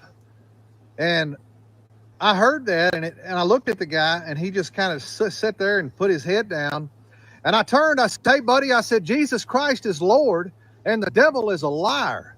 And they drove off real quick. And he said, that the young man that I was speaking with said, that guy's been sitting over there in a parking lot, in the parking lot, saying that to me for the past 30 minutes. He said, I wasn't really sure of what he was saying, but every time somebody came up and tried to talk to me, he kept saying that. And I told him, I said, you need to understand something, that what you're doing is out of obedience, right? The Lord has called you to go out here and to promote this ministry to help other people out of the same pit, the same rut that Satan tried to have you in. And every time you do that and you try to be a witness, you need to understand that we wrestle not against flesh and blood, but against powers, principalities, rulers of darkness, and spiritual wickedness in high places. What I basically explained is that every time you go to be obedient for the Lord, you need to understand that there is opposition that will always be around. The devil will always manifest and try to quench the Spirit, to grieve the Holy Spirit. And as I thought about this, I thought, this is crazy that this guy's out here and somebody literally came up and told him to shut up. And I knew that it was a demonic manifestation. But as I began to speak with him, and I told him, I said, what you need to understand is and this is your Bible scripture, and this is a message that a lot of people out there need in this hour, because there are so many people who are going through trial, who are enduring things, and they don't understand why. And I can understand how it would make you say, well, every time that I have something like this happen, I feel like that I need to get closer to God, but it seems like my life starts falling apart, or all these bad things start to happen. Well, ladies and gentlemen, welcome to spiritual warfare. The Bible says that you are called, right? A chosen generation, a royal priesthood. But whenever you walk into the faith, whenever you give your life to Jesus, your faith is going to be tried. The Bible says, now therefore endure hardness as a good soldier of Jesus Christ. And no man that warreth entangleth himself with the affairs of this life, that he may please him who has called him to be a soldier. That is why the Bible says, count it all joy when you fall into diverse temptations, right? A lot of people don't understand what that means. That means that when you are attacked for walking in faith, count it joy that the enemy sees you as a threat. Because God has an anointing on your life, and the devil sees that anointing, and he knows that the further you grow closer to God, you are more of a threat to his plan to destroy your life and others through you. That means that he desires to have you so that he may sift you like wheat. And Jesus said, but I have prayed for thee, that thy faith fail not. So when thou art converted, go and strengthen your brethren. You see, all of you church people out here that are so quick to point your finger at people that are trying to spread a seed of the gospel, to be a light among the nations, to shine as lights among men. I encourage you, before you go to cut these people down because of their testimony and where they've been and what they've walked in, before you call out every sin that you believe that they are guilty of, first tell us about your sins, right? Because the Bible says, confess your faults to one another and pray for one another. So before you go to cut somebody down and tell them all the sins that you believe that they are guilty of, tell us yours first. Point your finger at yourself first, right? Because the Bible, you know, the more I seek to get closer to God and grow. That was his one for today.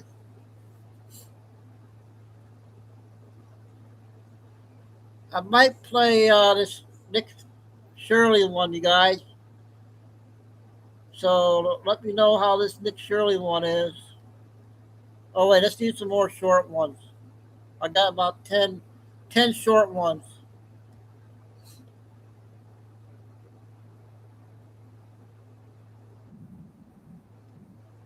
X2 from TikTok. Republicans have an information problem. It's on each of us to change that. With the midterms coming, an astonishing number of Republican voters cannot name 3 things Trump has accomplished, which is remarkable when you consider that Trump has accomplished more in a year and a half than any other president ever did in 4. Indeed, he has accomplished so much so fast across so many fronts that most people cannot keep up. The media buries the victories while Republicans do an invisible job of explaining them. And here are some of them. He made the border and real border again. He reversed mass migration. He signed the Laken-Riley Act, history's biggest drop in violent crime, the lowest violent crime rate in 126 years. He made the 2017 tax cut permanent and better. He repealed 129 regulations for every new one. He secured $18 trillion in announced investment commitments. He made reshoring and reindustrialization real, not a slogan. He replaced lopsided trade deals with balanced reciprocal trade. He shifted global energy dominance from the Persian Gulf to the Gulf of America. After 4 decades of nuclear paralysis, Trump brought 5 new reactors online in a single year. He broke the deep state's power to defy the elected branches. He ended nationwide injunction abuse. He shut down USAID as a left-wing slush fund and shadow government. He shrank federal employment to its lowest level in 60 years. He expelled DEI from the federal government. He delivered sweeping pro-life reform. He got men out of women's sport and restored biological reality to federal policy. He enacted America's first nationwide school choice program and launched Trump accounts. He targeted anti-Christian bias and discrimination. He forced NATO to stop freeloading and increase defense spending by 250%. He drove China out of the Caribbean. He brokered 8 peace deals in just 8 months. He launched and funded Golden Dome, the first ever true missile defense for the U.S. population. He restored the warrior ethos and reversed the recruiting crisis. He brought drug prices down. He's shifting the control of the Federal Reserve into the Treasury. He's building factories that are going to create an enormous amount of jobs. He's done all of these things and much, much more. And again, for people saying that he's done nothing, no, he's done a lot. Remember, the deep state players have basically, they were in the process of destroying this country. That was their plan from the very beginning.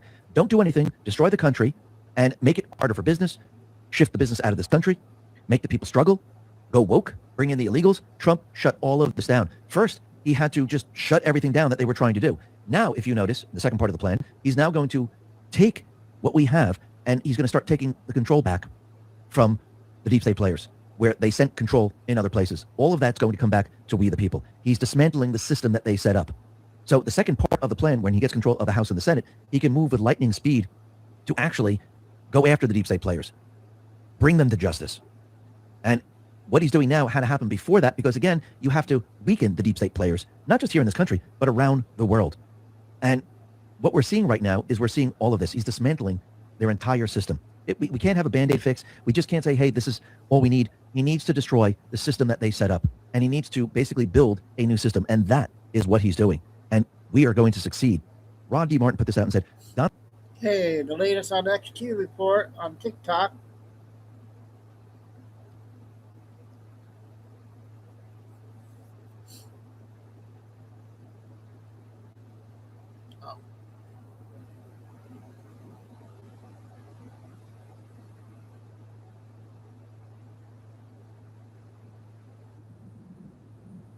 I can't wait till this happens. This one's a good one. On TV and hitting some of these softies out there, people that have not done research and have no clue what's going on and don't realize that these people are all gone. Can you imagine them putting it on TV and rolling out what us researchers know went on behind closed doors with these people? The military is slow dripping this for a reason, because they know some of these people out there, forget about losing their mind. They'll do the unthinkable. Believe me, they will. They're out there. I've seen some videos from yesterday with Dolly and how people are taking it. And I'm going to tell you now, this is going to have to be a slower rollout. because these people are completely asleep. They have no clue what any of these people have done, and they have no clue that these people have been gone. Right. I can't even believe I'm walking around on Earth with these same people. It's almost like we're in two different worlds here, but on the same Earth. But it is just so strange when you're so awake. And I'm kind of glad that I'm awake. And I did research many years ago and dug very, very deep, because this is all expected and I'm not in shock, you know. Last night, Tim Curry, he also passed away. Yeah. And Tim Curry, if you don't know who he is, he was in the movie Annie. He was in the Hunt for Red October. He was in Home Alone 2 and many others. They're going to start coming in more back to back now. And that's the way the military has to roll this out, because I'll tell you, they're saving some of these people out there from doing the unthinkable, like I said. It's crazy. It is just crazy that people... That's another good one from her.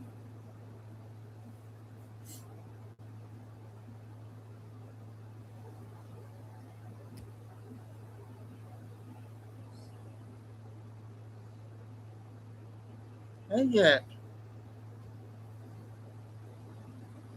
All right, let's go and let's try Nick Shirley's next video here. I asked Carol if we played this one. Let me know if we played it or not.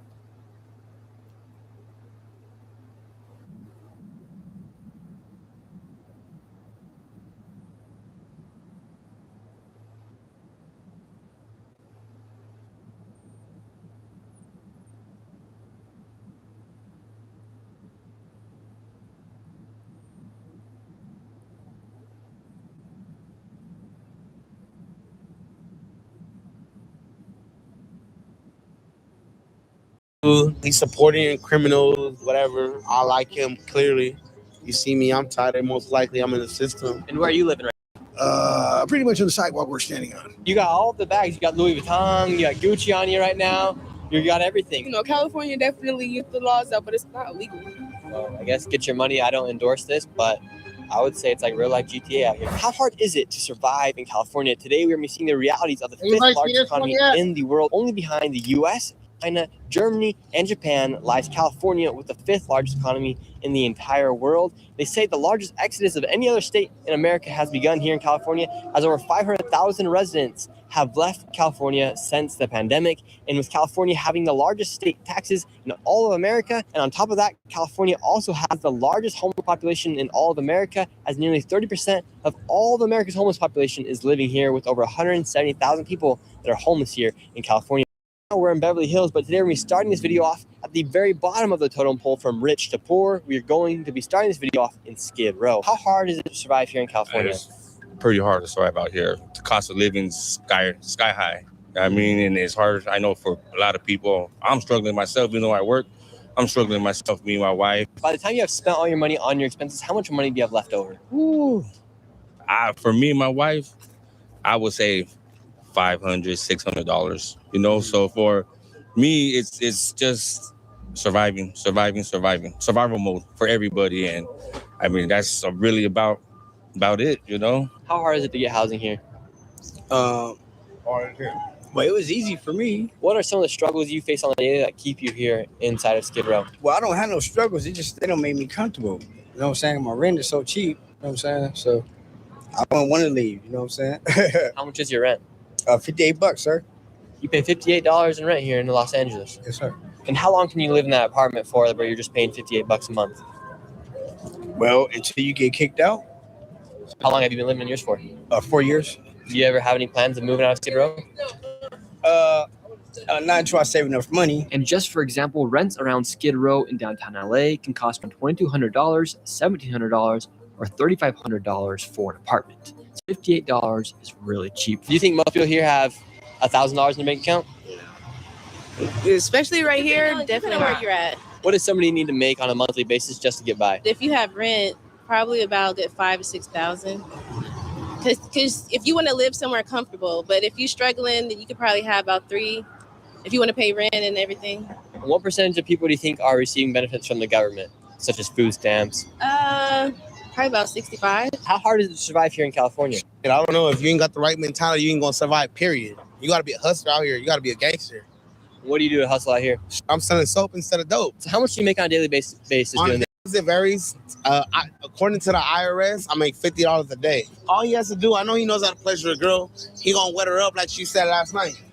He can go have 2 drops, like Colgate. Say IRS and probation ain't watching, how much you make on a daily basis? It's still 50 regardless, because I'm too gangster like that. I ain't gonna put it out there. All right, he ain't breaking. That's what it's all about. Support small businesses. We're hoping it's legal. Surviving California, you just gotta be a hustler, G. And how long you been living here in LA? Yeah, man, I got this on my arm. What did I tell you? Born and raised. Born and motherfucker raised. I don't gotta say no much more, nothing less. And how much money does somebody need to make here in California, in Los Angeles? Look, let's say you want to live in the ghetto. We need $1,500 for the rent. Just put it like that. Out there where y'all live, out of state, y'all pay $2,000 for a house. Out here, we pay $1,500 for the ghetto. So I live in the suburbs. You guys okay with this one? $600. How much more money do you make on top of that just to survive and be able to have fun and take care of the family? Well, me personally, I'm an entrepreneur. Estimate roughly what I make about a month. IRS is all fake news. 6,000, 7,000. Okay. So I get to keep at least 5 in my pocket. Okay, so it's not bad. So in California, 100,000 is nothing though. Elon Musk just left our state. That's cool. He's he's on the spectrum, I think. What do most people think about here about Gavin Newsom? They don't even know who the fuck he is. You were here in downtown LA. The Mexicans don't care. Yeah. I know who he is. He's a liberal dude. He's supporting criminals, whatever. I like him, clearly. You see me, I'm tired. Most likely I'm in the system. What are some side hustles that people do off market to survive? Off market, what do you mean, like illegal shit or? Yeah, like stuff that people don't really know about that makes some extra money. I'm not a criminal or nothing like that, but I know a lot of people steal. I know shoplifting in California is crazy because, we have that law that under 950, it's not a felony. So that's a big hustle, I would say, for a lot of people. What else? Do you want to know how you personally can help protect the integrity of our elections? Americans are right to is big or whatever. OnlyFans, Instagram. That's really where the money's at. Illegal food stands. A lot of illegal food stands do pop up. Illegal hustling. I'm permitted. I'm licensed. I'm everything. I pay my taxes. So I would love for ICE to detain me or whoever. It's a free lawsuit to me. I would love it. Would you say there's a pretty big divide between the rich and the poor here in California? Yeah, it's really, really big. Like the difference between living in a tent and living in a house.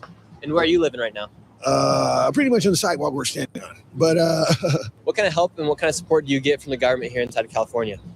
You can get a couple $100 a month, general relief to get yourself fed, food stamps and stuff, and give you some kind of motivation to, pull yourself up by, if you're not your bootstrap, somebody else's. And how long have you been living out here in Skid Row for?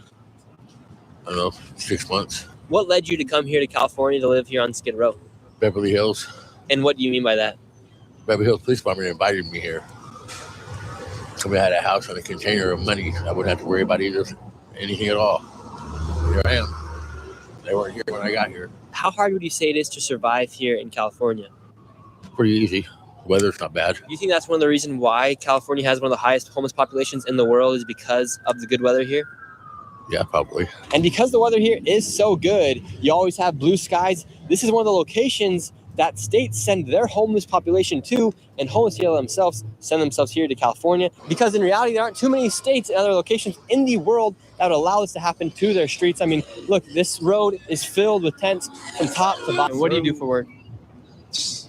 I'm an entrepreneur. Yeah, I rap, you know what I'm saying? I'm a rapper, you know what I'm saying? So you're an entrepreneur and a rapper.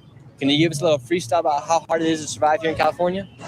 I can give you a little freestyle on how I live out here in California. 100 on 100, gotta add it up and then stack it up and then get more. I've been through the struggle. I've been through the pain.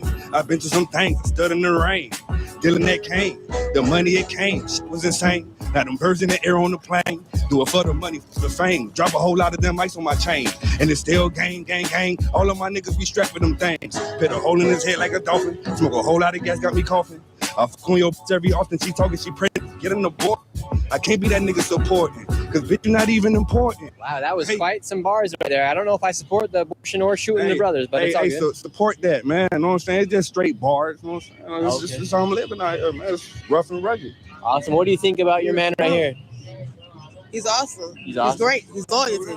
I am the 9-to-5 hustle. All right, now we're moving in to downtown LA. We're going to see if we can talk to some people that are working 9 to 5 to see what they have to say about how hard it is to survive inside. What do you do for a living down here in Los Angeles? I'm doing jewelry. Jewelry. And how much does somebody make doing jewelry down here? It just depends, man. You can make $5 or you can make $1 billion.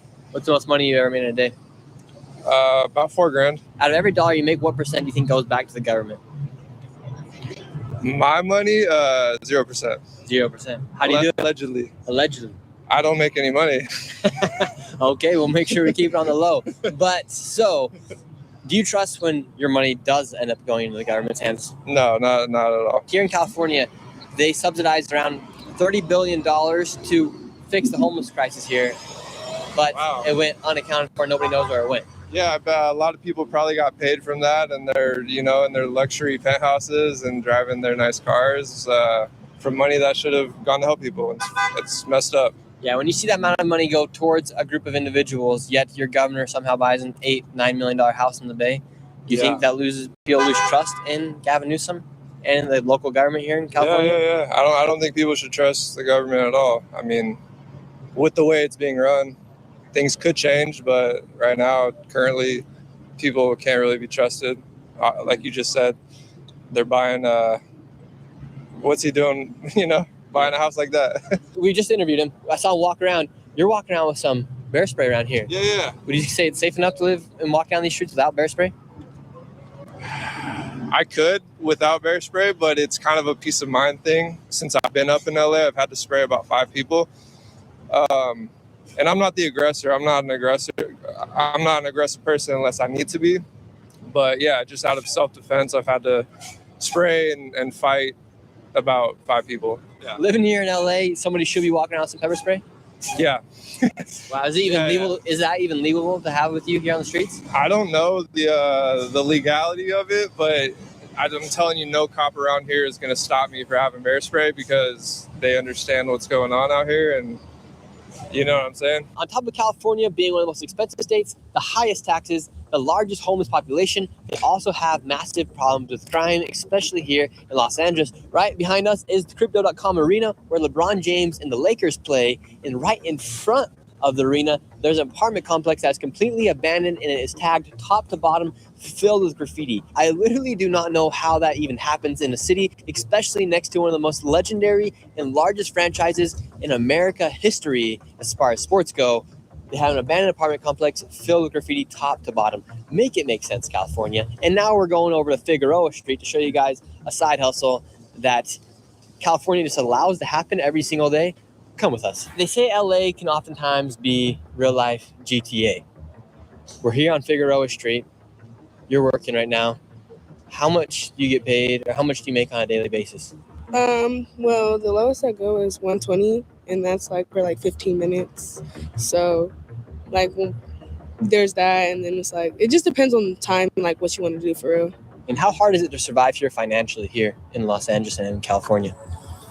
Well, California is kind of crazy, it's real expensive, but if you know how to be financial and not stupid, then, you can save up your money and, you could be somewhere. You don't got to be out here all the time. Yeah, and do you suggest this lifestyle to anybody?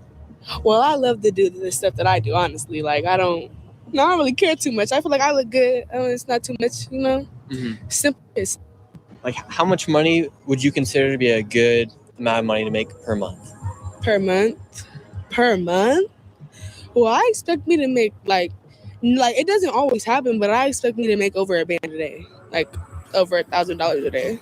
So it's like if it's 30 days in a month, then it's like 30,000 a month. But Really? So you're out here making $30,000 a month? Like I said, there's not always a guarantee. It's not always, it'll be slow nights, good nights, things like that. So it just depends on how it looks outside. Like right now, like. Traffic, it's like this is cool right now. This is work traffic. This is everybody going to work or coming from work, Like, would you say this is a dangerous job? Yes and no. It just depends if you're by yourself or not. Okay, would you suggest this to anybody? If you want to, if you're bold enough to. This is for the strong, not the weak. You get kidnapped out here, you get raped out here. It's a lot of things that are dangerous out here. So it's like, if you got the balls for it as a female, go ahead and go for it. Is California real life GTA?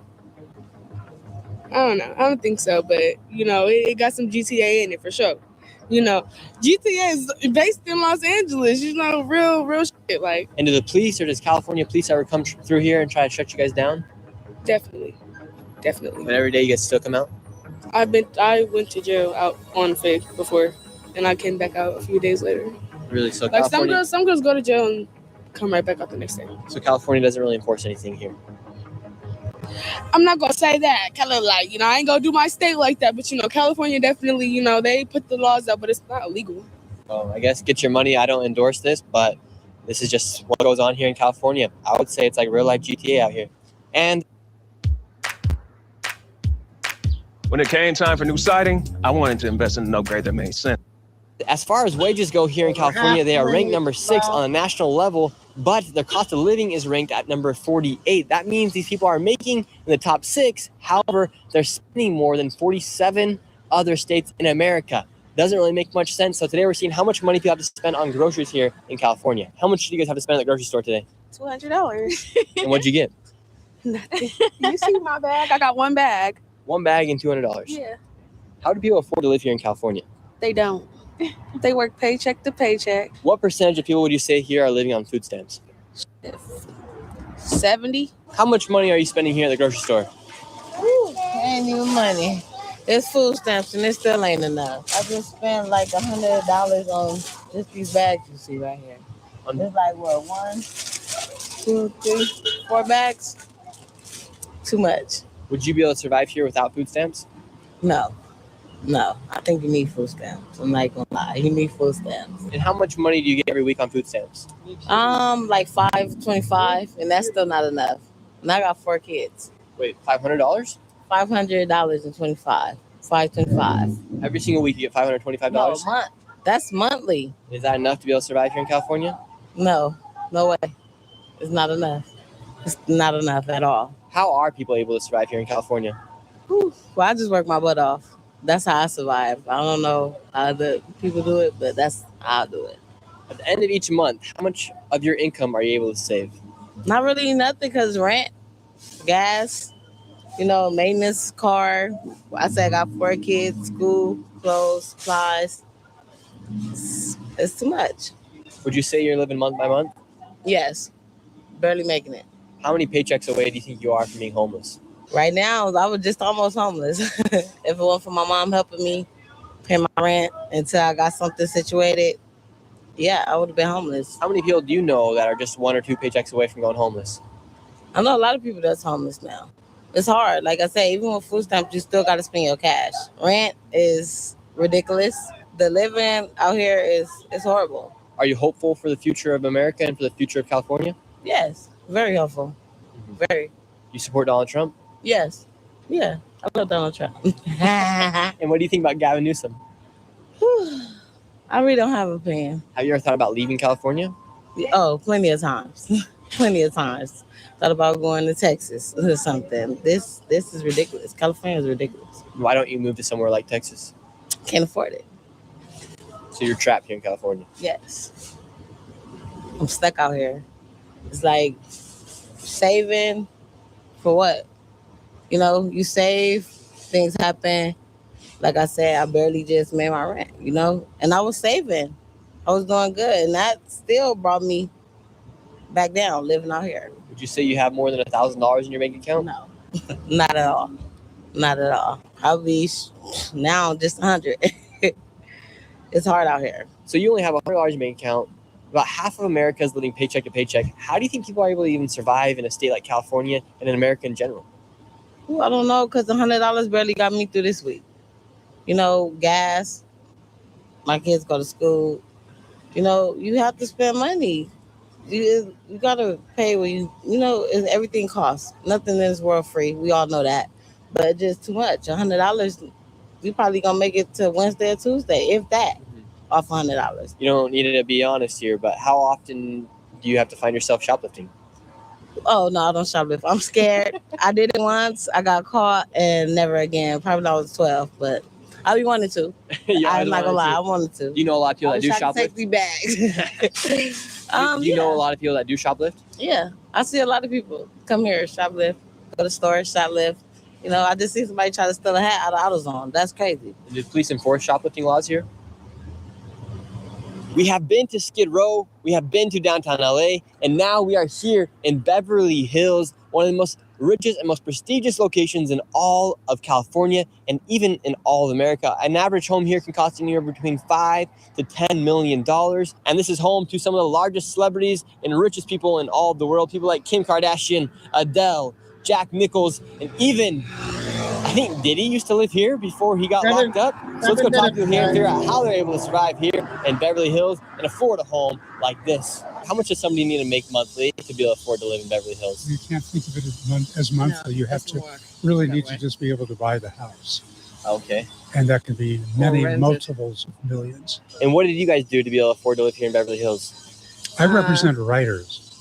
Okay. I wrote screenplays and books and film and TV rights to books. Yes, he's like the biggest in this country. Really? Yeah. Well, that's what she says. He's modest. She's a proud wife. No, I'm not a wife. Oh, okay. Where is this going? Should I give you my finger? You should give him the finger. Why are you giving the finger? I'll give him two fingers because I don't know what he's going to do with me. Yeah. What are you doing here? Making a video. How much does somebody make to be able to live here in Beverly Hills? I don't know these days. I think that's always changed. You know, the economy changes, housing market, it changes. Yeah. And how hard would you say it is to survive here in California? I mean, we came in here, we've seen homeless people here that have their tents set up as well, right here next to these $1 million homes. How hard is it to survive here in California? Well, I mean, there's a homeless problem everywhere. It's terrible. What would you consider a good monthly wage for somebody that's living here in California? Oh, well, you know, they always say you can never be too rich, too thin. Yeah, you never. So I guess any amount is not as, you know, is buy two houses. I don't know. Yeah. I don't know what that would be, though. I don't know the economics of it. Would $10,000 be enough to live here? I would hope. I don't know, though. For you living here in Beverly Hills, is $10,000 enough to survive? I don't know. I'm probably not the right person to ask. Do you not manage your finances? Yeah, I wouldn't know. When's the last time you had to check how much money was in your bank account? Oh, I'm not saying that. How much does somebody need to make here to survive? Single, Mm-hmm. at least over 100K before taxes, at least, Before if taxes? you want to live comfortably. Do you think the richer people are happier or more angry? I think happiness has to do with your psychology What do you do for work here? and an education. Do you make over $100,000? No. No. What are some key ways people are able to survive here? What do people do here to be able to survive if they aren't making over $100,000? You just live uncomfortably and you survive. You could survive while you're uncomfortable, but I think it's kind of crazy. Like, we pay a lot of money on taxes, and I make a real salary. I wouldn't like disclose right here, but if not for the crazy taxes, I would live comfortably. Instead, I just live uncomfortably. And do you trust your tax dollars when you give it to people like Gavin Newsom? And Obviously, would you vote for Gavin Newsom to become president one day? no. I see through his charisma. He is charismatic, but with any emotional intelligence, I think it's easy to see through a person when their body language and their smile, their twitching, like, no, I would never. The home prices here in Beverly Hills are insane. Right now I have a map out, and this home right here is $31 million. And then just up the street, there's another home that's $23 million. The cheapest one here on the map is $8 million to be able to live here inside of Beverly Hills. Prices here are outrageous. And if you're able to buy a home that costs $31 million, your monthly payment is most likely to be $196,000 a month just to be able to live here inside of Beverly Hills. And just on insurance alone, if you're able to get insured here, you're going to be paying $10,000 a month. And you also have property taxes, which is an additional. How are you guys doing? Do you guys live here in Beverly Hills? Yeah. Can we ask you guys a quick question? Really quick. It'll be like 2 minutes, maybe. What is it? Yeah, we're just asking people how much somebody needs to make to be able to afford to live here in Beverly Hills.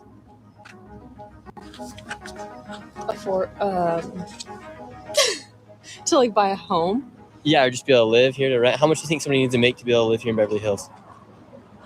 Over 60,000. A month? A year. A year, $60,000 a year, and you can live here in Beverly Hills. Yeah. How hard do you think it is to survive here financially in LA? You guys have the highest taxes. You guys have the largest amount of people that are leaving the states. Why do you think so many people are leaving? Managing asthma can almost keep you over, second guys. guessing. But what if you could carry on with fewer attacks? Extension. I don't know. Ma'am, here in California, you got all the bags. You got Louis Vuitton, you got Gucci on you right now. You got everything. What does someone have to do to be so successful here? My husband has a construction company, so he said, you and the girls go have a good weekend and buy yourself something nice. So I did. And how much money do you think you spent this weekend? Oh, God, way too much. Probably about $4,000, maybe $5,000. And to be able to buy gas here, it's going to cost anywhere between $5 to $6 just to be able to fill up your car with some gas. How much does one of these cars go for right here? Cars here range from 80 grand, 200 grand to 7 million. Can we go inside the shop? Yeah, come on in. And how much does somebody need to afford, you think, to be able to afford one of these cars? It depends on which one you're talking about, but I will let you know that people will make it work any way possible, no matter what loan they have to take out or anything. You meet a lot of guys here that can come in, pay straight cash, no problem. There's a lot of guys here trying to buy a Rolls Royce with 5 grand down. Really? Yeah. Wow. So right here we have this Ferrari right here. How much does a Ferrari like this cost? This is $610,000. This will be a cash deal for sure, but something like this is usually financing. So it's a Lamborghini Urus, which if you spend any time in Los Angeles, you'll see more Uruses than Camrys. So a lot of the time it's people who are going half in on a car with somebody or 3 ways in on a car with somebody. Really? So people are just like splitting a car 3 ways? Yeah, they split cars, they split watches, anything for the image in LA. Do you think it's kind of like a figment of reality of people that live here in LA? Like we see all these nice cars, especially here in this Beverly Hills area, but in reality, do you think you actually have the money that they're spending? Most of the time they don't. There are definitely a lot of real players here, for sure. But I see a lot of times where it's just barely making it work, and they do it. There's either 2 reasons. 1, to look good in LA, or 2, they truly enjoy what's happening here, and they'll do whatever they can to make it part of their life. So it wouldn't be surprising for someone to be driving around a Ferrari with $5,000 in bank account. Yeah, it's not very surprising. People shouldn't really look at somebody driving a Ferrari and be like, oh, I want that guy's life, because he could just be living month to month. Yeah, absolutely. I've seen it happen all the time. We sell cars to people. They call us, got to sell it back. And how do people make it happen here in LA if they all are trying to live up to this hype of living like a Kardashian in Beverly Hills? Well, there's a lot of people that, let's say, me, you, and him wanted to buy a car. 3 of us could afford it together. 1 of us can't. So there's a lot of groups that do it, a lot of friend groups that do it. We've talked about, and you've shown us that a lot of people here really don't have as much money as they may act like they do. But do you think that's the reality, or do you think most people actually have it? A lot of our clients definitely do. We have a lot of very successful clients, a lot of people that come back constantly to us. So I can only speak for our clientele. A lot of clientele is real and can do whatever they need to do. Okay, that's another new one from Nick there. I got 4 short ones, and I'm going to do the last one, Nick, News Force. That's going to be an hour and a half, you guys, for the last one.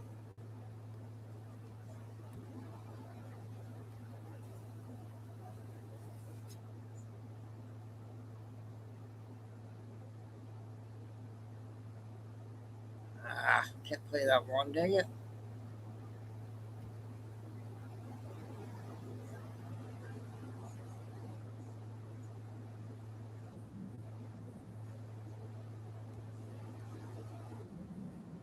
Seen this post about pine trees that I wanted to share with y'all. Just before Easter, pine trees start their new growth. The tallest branches shoot forth, forming the shape of a cross. This all happens right before we celebrate the death, burial, and resurrection of Jesus Christ. So if you're around pine trees today, look up. You might actually see these little crosses on the top.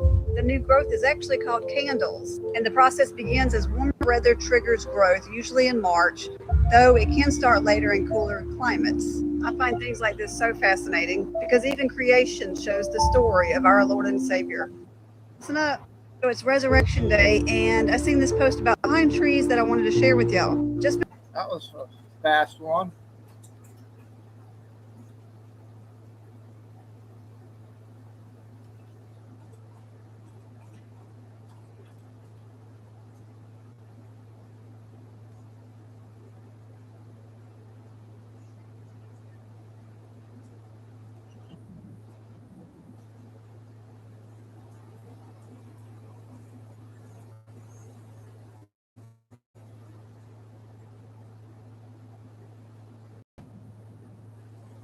Haven't done her in a while.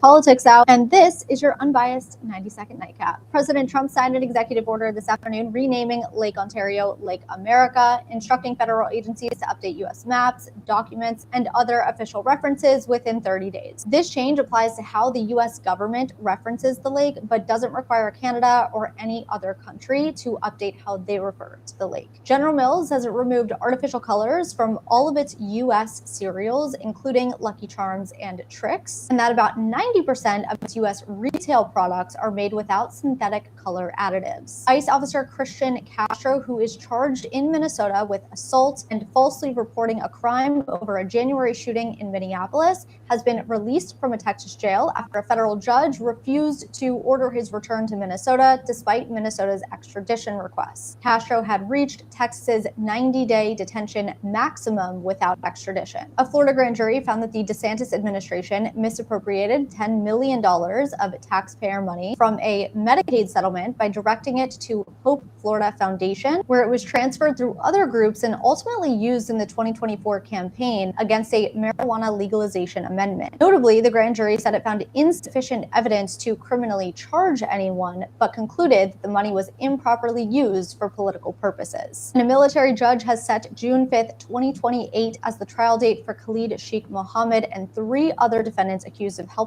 plan the 9/11 attacks. For more unbiased news, check out Unbiased Politics, an unbiased news show found wherever you listen to podcasts. New episodes drop on Monday and Thursday. There's a lot to learn, so definitely tune in. That was your unbiased 90-second nightcap.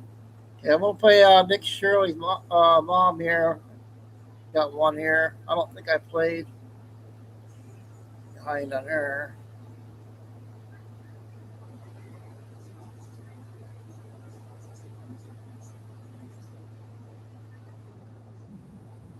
This is a good one.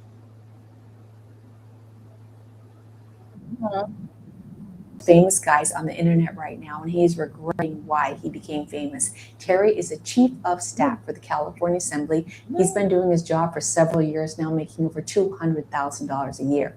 Terry thought it would be super clever to confront Nick Shirley with this poster. Nick Shirley was outside the state capitol in Sacramento asking senators why they were voting for the Stop the Nick Shirley Act when he came out with this, saying that, are the rumors true? Does Nick Shirley allegedly have a small... Then he said, prove me wrong. He did a few things wrong here.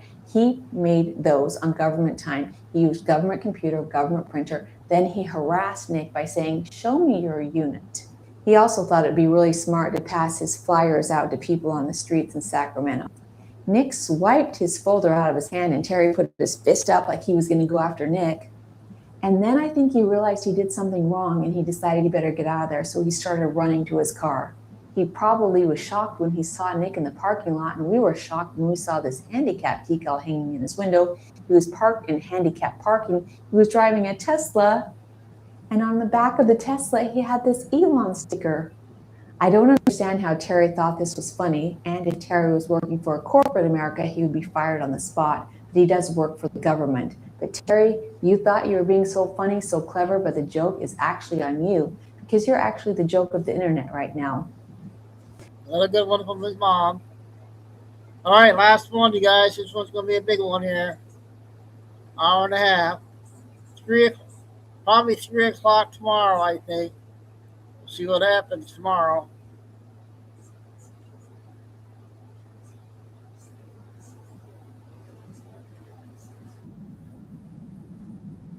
And good evening, wherever you might be in the world. We're all on the same time zone collectively. I'm Wendy from News Force, and I'm bringing some Nepal mudslides and some Mount Everest dams being blown up. We have Hoover Dam going on too. My goodness, what's happening in the world? If you weren't a 5D'er, you would think the world was absolutely coming to an end. Well, guess what, folks? It is. And we're happy about it because this end is the end of a 3D era of hell and heartache for humans and the beginning of a beautiful 5D, warless, peaceful, and prosperous world for all of us, the humans that belong being royalty on this planet, not the slaves, that they treat us as such. We are delivering home the goods on the cabal because they are falling apart by massive amounts now, folks. They are just a mess, and they know they are. I think their head is spinning on a swivel. From the rushing waters in Nepal all the way out to the Hoover Dam, which is facing the lack of water, we have all sorts of positive things going on around the world that may look negative to most, that is anticipated by the people to have been something that was going to come to pass. Lake Mead itself is just about out of water. We are looking at about 5 feet away from the Hoover Dam shutting down altogether and not having enough energy to even function on its own and supply its own energy. We will definitely be getting to both stories immediately.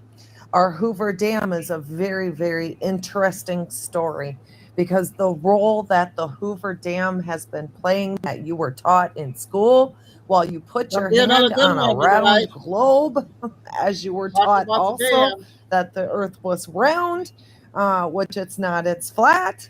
The Hoover Dam was definitely something to be proud of. But once you find out the truth about the Hoover Dam and what it was all there for, which was several different purposes, the worst all the way to the best being adrenochrome, child trafficking,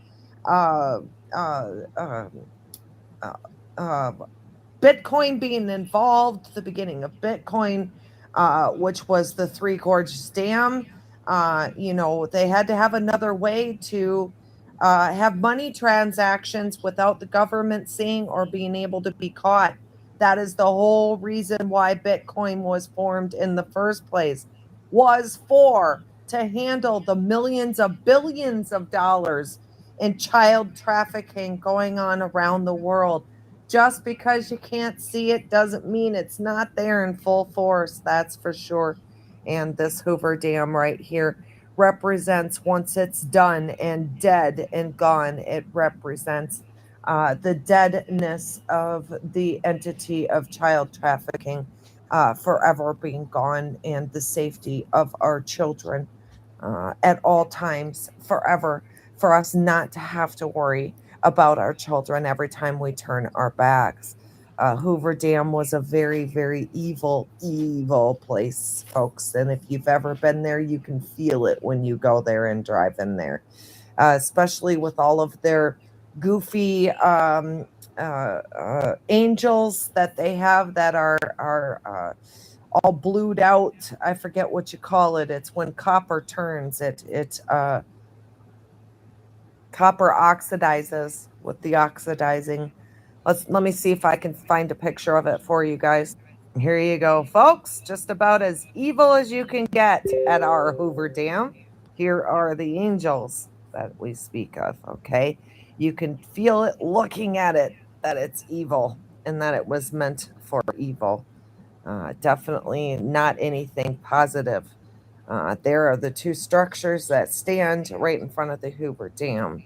Nothing but Satanism all around the Hoover Dam. Here you go.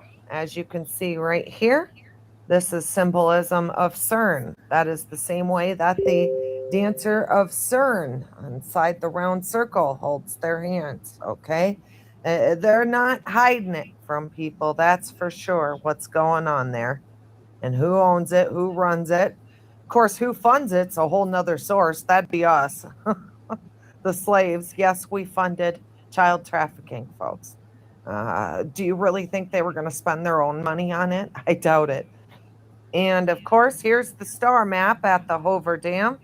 There you guys go, folks.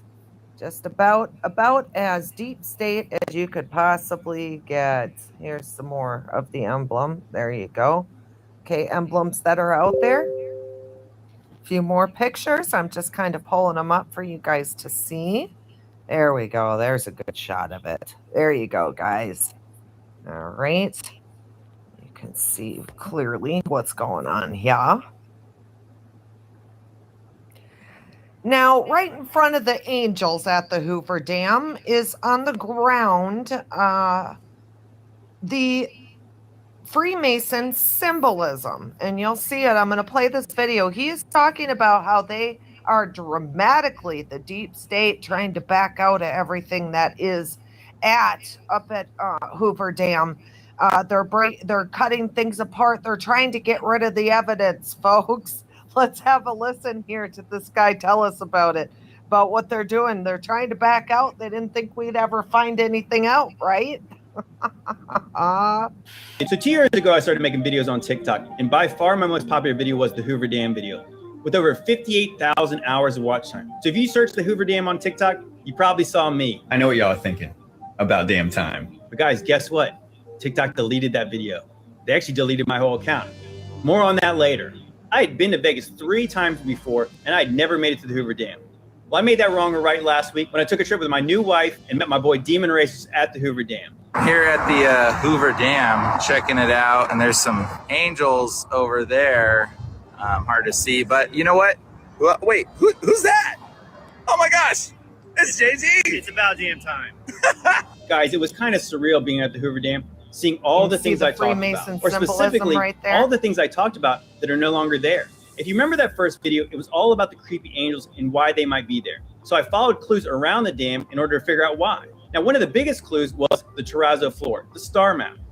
Now, I wasn't surprised it wasn't there because I'd read articles about how there was water damage and it was starting to buckle. So they needed to restore it. And in the process of restoring it, they literally just sawed it up and threw it away. But here's the kicker, guys. Some people are worried they might not ever be able to fix it because they haven't hired a contractor yet, and there's no timeline or schedule or plan how to fix it. But what I really was surprised about was the memorial plaque. Do you remember this sign? They died to make the desert bloom, in reference to the over 100 men who lost their lives building this dam. Now, that was the climax of my last video, and it's no longer there. And as far as I can tell, there's no connection between that sign and the floor. It was literally attached to the mountain, not the ground. So why is it gone? It really started to hit me. First, they erased the star map, then they erased the plaque, then they erased my video. Now, guys, I'm not trying to overstate the significance of my video, but think about it. Without my video, the star map, or the plaque, how would anyone know what those angels are about? That's right. Is there a coordinated effort to erase these things in order to rewrite history? If we don't preserve these things, who will? What do you guys think? So 2 years ago, I started making videos. Damn time. No, you probably weren't thinking that, were you? You're probably thinking, JT, that was a weak pun. And maybe you're right. But you might have been thinking, the Hoover Dam. So what, JT? It's a hydroelectric dam. So what? It blocks the Colorado River and creates Lake Mead. So what? And I'm going to show you so what. It's more than what it seems. Let's take a look. This is what. Yeah. Did you guys know that there was creepy angels on top of the Hoover Dam? Sitting on weird black cubes? Yeah, that's strange, right? Saturn, right? Because that is their ball. That is their center point. The deep state center point is ball, which is black Saturn, black box Saturn. Okay, guys? That is their ultimate goal. That is Israel. That is what they bow to. That is their God, per se. What are they doing on top of the Hoover Dam? Maybe we should take a closer look at one of them. Yeah. That's weird, right? That's kind of ominous looking. Sinister even. What is that doing on top of the dam? Maybe we should look at some more pictures for some context, shall we? Yeah, okay, so there's a compass with astrology, some zodiac signs on it. Maybe the angels are related to the the sign of Taurus, maybe? I don't know, let's keep looking. Maybe it's this pyramid pointing at this strange word, Thuban. Actually, Thuban comes from an Arabic word that means large serpent or dragon. Huh, you guys making any connections? Large serpents, dragons, angels. Huh. I don't know, maybe. Let's look at another picture. Hey, check it out. That's pretty cool. An eagle right in front of those angels. And the wings are kind of doing something a little odd. They're kind of going up and there's this light going backwards. You know what that kind of looks like? It kind of looks like a Freemasonry compass and square. There we go. Yeah, I think that's what it is. They claim ownership. Suddenly, this is making a lot of sense. Let's take a look at one more picture. So we have here is a memorial plaque to commemorate the over 100 men who lost their lives building this dam. Now, I don't know about you guys, but I find this inscription a little bit creepy. They died to make the desert bloom. Yeah. What's that supposed to mean? Is the implication that they couldn't build the dam without the death? The people that died. That the desert couldn't bloom without the sacrifices? Are they talking about a hydroelectric dam? Yeah. Are they talking about Baal in ancient Mesopotamia? I don't know. Sacrifice Maybe children. the angels and the weird astrology does actually make sense after all. All right, folks, before we talk some more about the Hoover Dam, let's get a little bit more information about it and how it relates directly to Saturn and the black box and why it was so important symbolically to the Satanists and why we're here now to talk about it and destroy it. 1936, right during the Great Depression, the Hoover Dam was created, forming Lake Mead and the largest reservoir in the entire United States, where it submerged multiple towns, brick and stone buildings, and old world structures. Today, we're uncovering the hidden history of the Hoover Dam, the submerged town of St. Thomas, and the bizarre that there's much more to this story than what we've been told. When the Hoover Dam was completed, it formed Lake Mead, again, the largest reservoir in the entire United States. This project submerged 248 square miles of land. This is equivalent to 158,720 acres gone, and all of it is under 532 feet of water, sinking things that would blow our minds today, exactly like we've shown all over the world, including the town of St. Thomas in Nevada, where in the 1930s, residents were told to sell their land to the federal government. Most buildings were abandoned or dismantled. Why dismantle a building if you're going to sink it anyway? I think all of us can answer that. These buildings were not built with wood and they were not built with dirt. They were palaces and they were from the old world. They did not belong in Nevada at all. The entire town was submerged for decades until something happened recently. With record low water levels in this fake lake that they just made, remember, it's not a natural lake. There was never supposed to be water there. So obviously the water levels are going to go down. And they knew this. And that's why they dismantled these buildings, because St. Thomas has now reemerged. Visitors today can now walk through the town's ruins. Old roads are now visible. This was one of many buildings, looking mud flooded, of course, and burying a lot of the buildings. And I believe that this is proving that a lot of our map was hit with a lot of water. And this is why we find doors under the ground, where you find windows that look straight out into the dirt, unless we dig them out, just like we saw in episode 36. So why did St. Thomas, Nevada, in the middle of nowhere, why did they need all these buildings in the 1930s? How many people were even living there?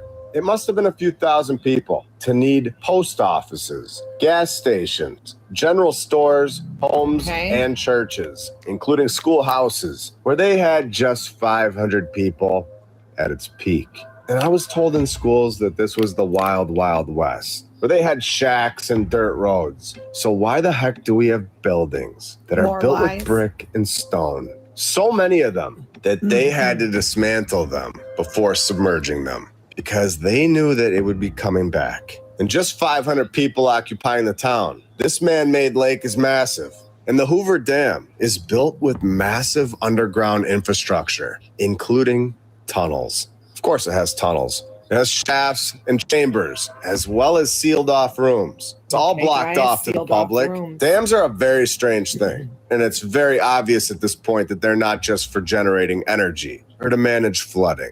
The Hoover Dam, we are told, had a dedicated ceremony where President Roosevelt gave a speech attended by thousands of people and broadcasted nationally in 1935, featuring two winged figures, two massive bronze statues that still sit at the site today, right at the base of the dam's dedication plaza. I mean, we can just look at this for a second. I think anybody with eyes can figure out the symbolism here. I think we all know which group made this one. You can look right at the floor, and you will know. Between the winged figures, the compass rose, the celestial star chart, tying the architecture to the stars, this is exactly the kind of ritual that they do all the time. This is clear as day now. Zodiac and astronomical symbols, all of this, with the date of September 30th, 1935, at exactly 8:56 p.m. Why that time? Why exactly 8:56 p.m.? Where at this exact time, Jupiter and Saturn were both prominent in the sky. Where Saturn, according to this group, is one of the most symbolically loaded planets. And we have talked about this in episode 117, where Saturn is aligned with Jupiter, the supposed king planet. It is interpreted as a cosmic marker of massive shifts in human civilization. This is all in my opinion, and you're free to think whatever you'd like, as always. But we're just getting started, especially when you hear that 96 workers died during the construction, with others saying it was many more.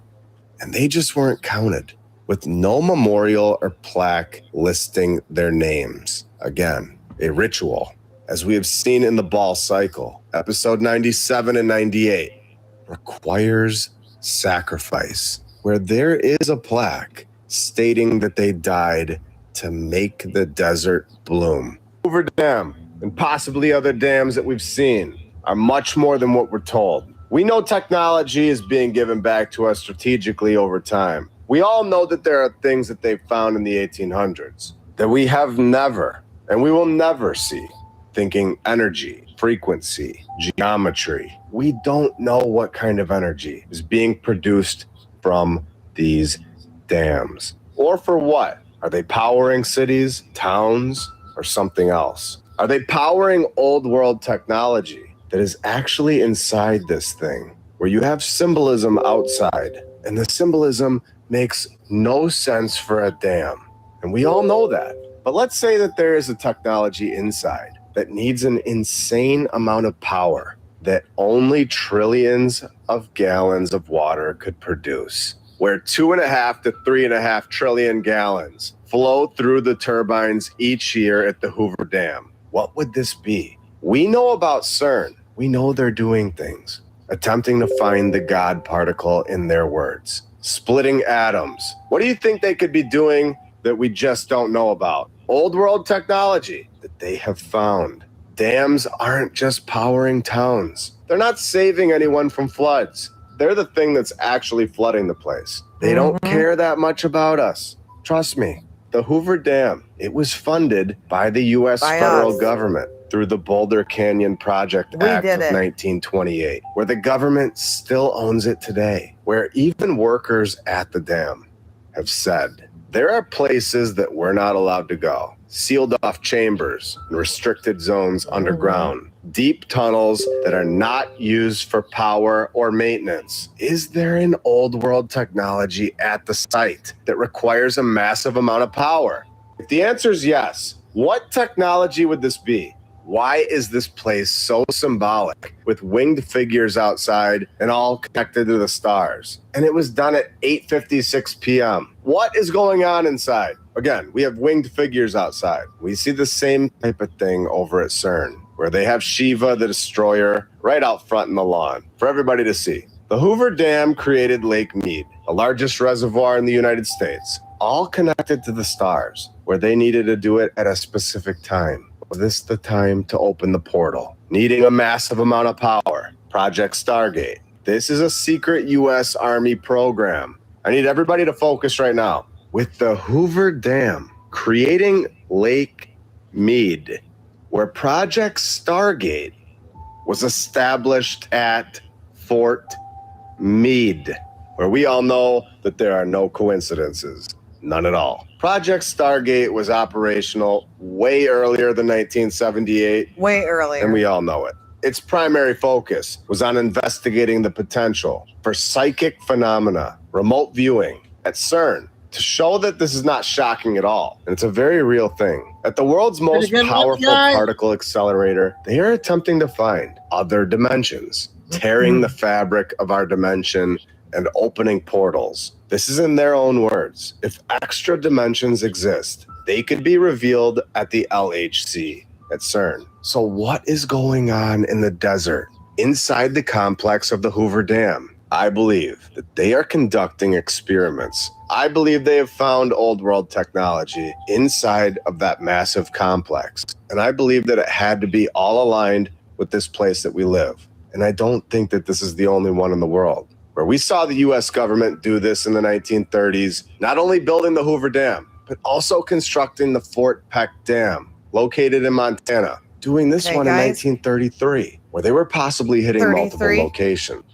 Okay, always the numbers. Okay, and I just want to bring this up. Every single dam. Darn it. I know we left off at 21-minute mark. Dam around the world needs to come down. Every single dam around the world needs to come down. They were for nefarious reasons. They weren't just for one reason. They were for several reasons. One of the reasons being to change the actual way that our Earth works, the flow of things, changing the frequency completely. When they built Three Gorge Dam, they actually changed our frequency on this planet. It would be like taking an 18-year-old and stunting their brains back to a 4-year-old, kind of like that. We actually bound and gagged our planet with these dams, okay, and harvesting of energy. Because truthfully, why are they harvesting energy when the energy is in the air, right? It's all around us, as much energy as we want. You heard him speaking about the chambers. You heard him speaking about certain places they cannot go inside the dam, deep down, way deep down. You know what's going on. You know, they're harvesting adrenochrome. They're doing all the naughties that they shouldn't be doing. And I just want to make one thing clear about CERN before we move forward about the Hoover Dam. CERN is gone, folks. The Hadron Collider is gone. Okay, when we removed CERN in Lake Geneva about 3.5 years ago, okay, also what went with it was the Hadron Collider, okay, it went too. In fact, as I understand it, all looking glass, all ability to see the future and the past, okay, also went through that very last portal. We sent CERN through it, and we also sent looking glass through it also. Remember, Back to the Future, we can be places that it looks like something has been removed when it comes to the ability to time travel. And so we could go back through the past and fix things and alter things. We could go into the future and fix things and alter things, okay? But Hoover Dam is done. We don't need it anymore because it was being used for really nefarious things. And if you would like to continue this is an hour and 22 minutes. I will definitely make sure that I share it down below. So if you guys would like to finish out this video, my lunch break put this together. It's going to be very accurate and very good if you would like to finish it. So it's time for Hoover Dam to be gone. It's time for the water to flow back into the desert and truly bring the blooms of nature back. You know, this area was not supposed to be a desert, and most areas around our planet are the total opposite of what their natural habitat is supposed to be. When we release the Hoover Dam and allow things to flow properly, you're going to find that we are able to go back to the way things used to be for our Earth. Our Earth deserves the rights to flow properly the way that it's supposed to naturally. And same with human beings. We are royalty just behind the Earth here. Okay. We are the royalty of this planet, and we were taken and turned into slaves, and that shall be no more. And with Lake Mead just about drained and down and ready to go, you can see how things are lining up. Let's just take a look at the 34 satanic lists around the world of structures that need to come down. All right, guys, we're taking it. This was from the Sacred Blue Tent. This was a couple of years ago. And we're over here at the 34 satanic list. And as you can see under number 11, okay, there it is, Hoover Dam on the Colorado River. And that's number 11, which is military number. And come over here and you can see the Clark County, Nevada, it's listing it right here. Okay. And I definitely will leave this also for you guys so that you can look through the list. A lot of these are already gone. You see Three Gorge Dam is on there under number 28. The White House number 2, which is Tyler Perry's, is number 33. That's out there in Atlanta. Feel free to go through the list, but as you can see clearly on there, Hoover Dam is on there to come on down. Now, what do we mean when we say destroyed? Kind of like Getty, all right, out there in LA. That is on the list too. And, the Georgia Guidestones, we blew those up 3 years ago, I think. You can see up here the Georgia Guidestones are on there, and we blew those to smithereens in the morning. So each one is different. Notre Dame, we finished off and rebuilt back again. All of this stuff, you have to remember, we are standing in a time, guys, that will never, ever stand in again, where the 3D is crossed over with the 5D. So some things that look like they're going to happen is just a part of the wearing out of what's left, the residue of the 3D. And the same with the 5D. Some things that look like they might are going to happen, like 15-minute cities. Everybody's saying, oh my God, they're burning everything down because they're going to make 15-minute cities. Now, I get it. It looks like that. And that's what it would have been if it wasn't for Operation Warp Speed. Okay. You have to flip everything and you have the truth. Okay. Where there's certain things entered in at certain times is what changes it and bends it a different way, bends time to be something else other than what it looks like it's going to be, like so. All right, folks, it's about 2 hours later, and I actually was having trouble with the video I was going to show you about the Hoover Dam here. And in the midst of that, my dog got loose. Huh, I've been chasing my dog through my neighborhood here, so please bear with me as I try to get back on track. I know it only was a second for you guys, but definitely not a second for me. Good 3D to 5D humor, I guess. Anyways, so I have this little part I want to play right here about the Hoover Dam, and it's regarding the numbers. I want everybody to just focus on the numbers that you hear for the next 2 to 3 minutes here, okay? And just listen to how they manipulate history.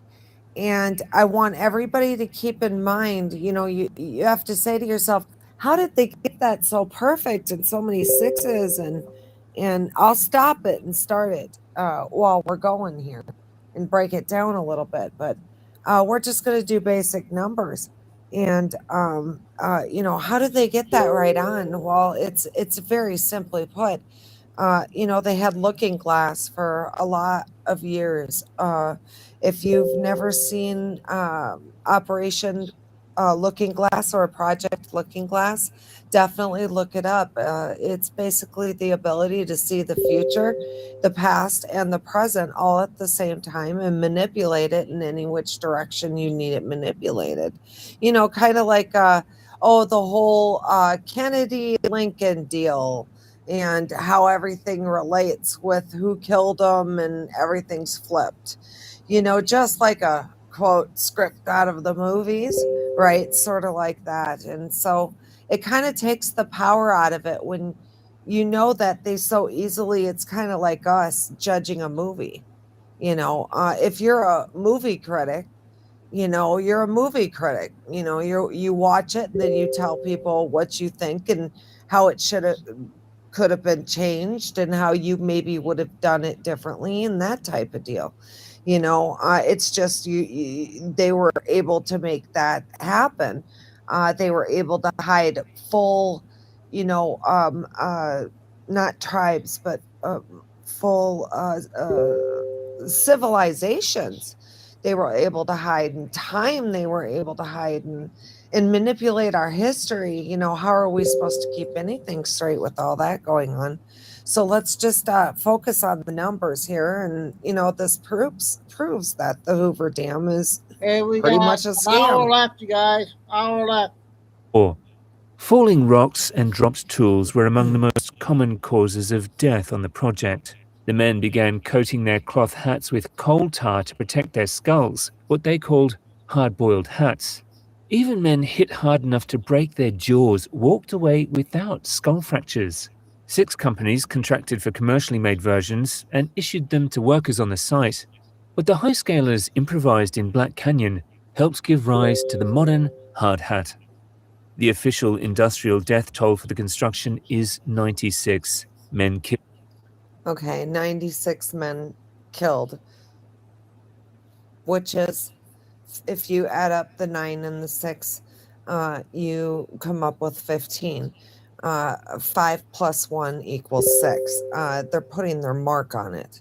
You know, it's their mark. The cabal's mark that it's their world, their structure, their deal, their adrenochrome, their world underneath there, all underneath those tunnels that we've been blowing up and just demolishing. You know, their world. We're taking it out. And they're not liking it too much, are they now? Let's keep going with numbers here. Killed by falling rocks, heavy equipment, canyon falls, and drowning. That figure comes from the Bureau of Reclamation, and it does not include the workers who died of heat and pneumonia in the same years. Okay. I mean, you don't even need Looking Glass. All they did was they pulled a COVID. They just took the numbers and shifted the numbers the way they wanted them. COVID was they took the flu numbers and shifted them over to COVID and left the flu numbers with the 0 and just made sure nobody looked at it. That's all they did. Is kind of the same thing here. All they did was just leave some numbers out to make sure it equaled what they wanted, right? It's definitely not magic, that's for sure. Nor the very first casualties, who came years before construction even began. And it's those first and last deaths that are the strangest thing about this place. On December 20th, 1922, 6 years before the dam was even authorized, a Bureau 222. Okay. You know. of Reclamation surveyor named J.G. Tierney drowned in the Colorado River while scouting the site. He was the Buddy Marcus had his wallets. He was the first death connected to the project. 13 years later, to the exact day, December 20th, 1935, his son, Patrick Tierney, fell from one of the Arizona intake towers. He was the last man to die during construction. Okay, I mean, and they truly do this. It's to them, it's a part of their religion. It's like kind of like a christening of a ship, where we hit the side of it with some champagne. It's identical to that, but it's to ball, so that nothing will hurt it or anything, because they think the ultimate power is ball. It's not that they hate God or Jesus or anything like that. They just mock it because they know they're the ones that made it up in order to create the opposite of, for the attraction of the mirror effect, which works very well with the public that still remain slaves to today, that are trying to free themselves through knowledge being the power. And it's happening. Definitely, humans are liberating themselves. Every second, humans are gaining by leaps and bounds. It's amazing to watch for sure. His own record puts a father at the beginning and his son at the end, 13 years apart on the same 13. December day. Okay. If your family worked on the dam, 13, tell us same in the comments December below. day. The story everyone is 13, same December day, and that's true as far as they made that happen. You know, I mean, that's not real hard to do. But as Satanists, they see it as sacrificial, so it's okay to do that. You know, it's sad and it's sick and it's warped. And, you know, they think it's okay to do it on a small scale of 1 or 2. You say, okay, it's just a couple of guys, all right, sacrifice. But, you know, what if I, you know, said to you that they were doing it, like I said, through things like vaccinations and stuff, which is massive amounts of people that have died, you know, from vaccines in a sitting. the water, the bathtub ring on the canyon walls, the retreating shoreline, the shrinking reservoir. That story is real, but it's not the most urgent problem at the dam right now. The most urgent problem is mechanical, and it's happening inside the powerhouse. Hoover's turbines are a Francis-type design. They convert the pressure of falling water into rotational force. The amount of pressure available depends on what engineers call hydraulic head, the vertical distance between the water surface above and the machinery below. As Lake Mead drops, that distance shrinks, and so does the pressure. Below a certain point, something called cavitation begins. Cavitation is what happens when water pressure drops low enough that bubbles of vapor form inside the flow and then collapse violently against the blades. Each collapse releases a tiny shock wave. Individually, nothing, but across millions of cycles an hour, they physically erode the steel, pitting and gouging and eventually destroying the blade surfaces from the inside, while the machine still appears to run normally from the outside. Recent technical assessments by the Bureau of Reclamation found that the older turbines are likely to suffer severe cavitation damage below Lake Mead elevation 1,035 feet. At full reservoir, Hoover generates 2,080 megawatts. Years of drought have already cut that to 1,304 megawatts. And if the lake falls below 1,035 feet, and 12 of the 17 older machines have to be shut down to keep from destroying themselves, that capacity collapses to 382 megawatts, from 1,304 down to 382 at a single line on a gauge, a 70% cliff. Generation is already down roughly 30% from the dam's rated capacity.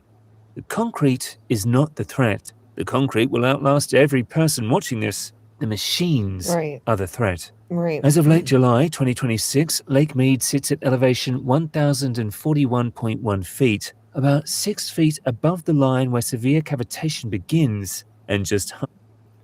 Okay, we're going to stop it right there. And I just wanted to say that the destruction of it is the machine itself. And say, well, why would we want to destroy our own ability to generate energy?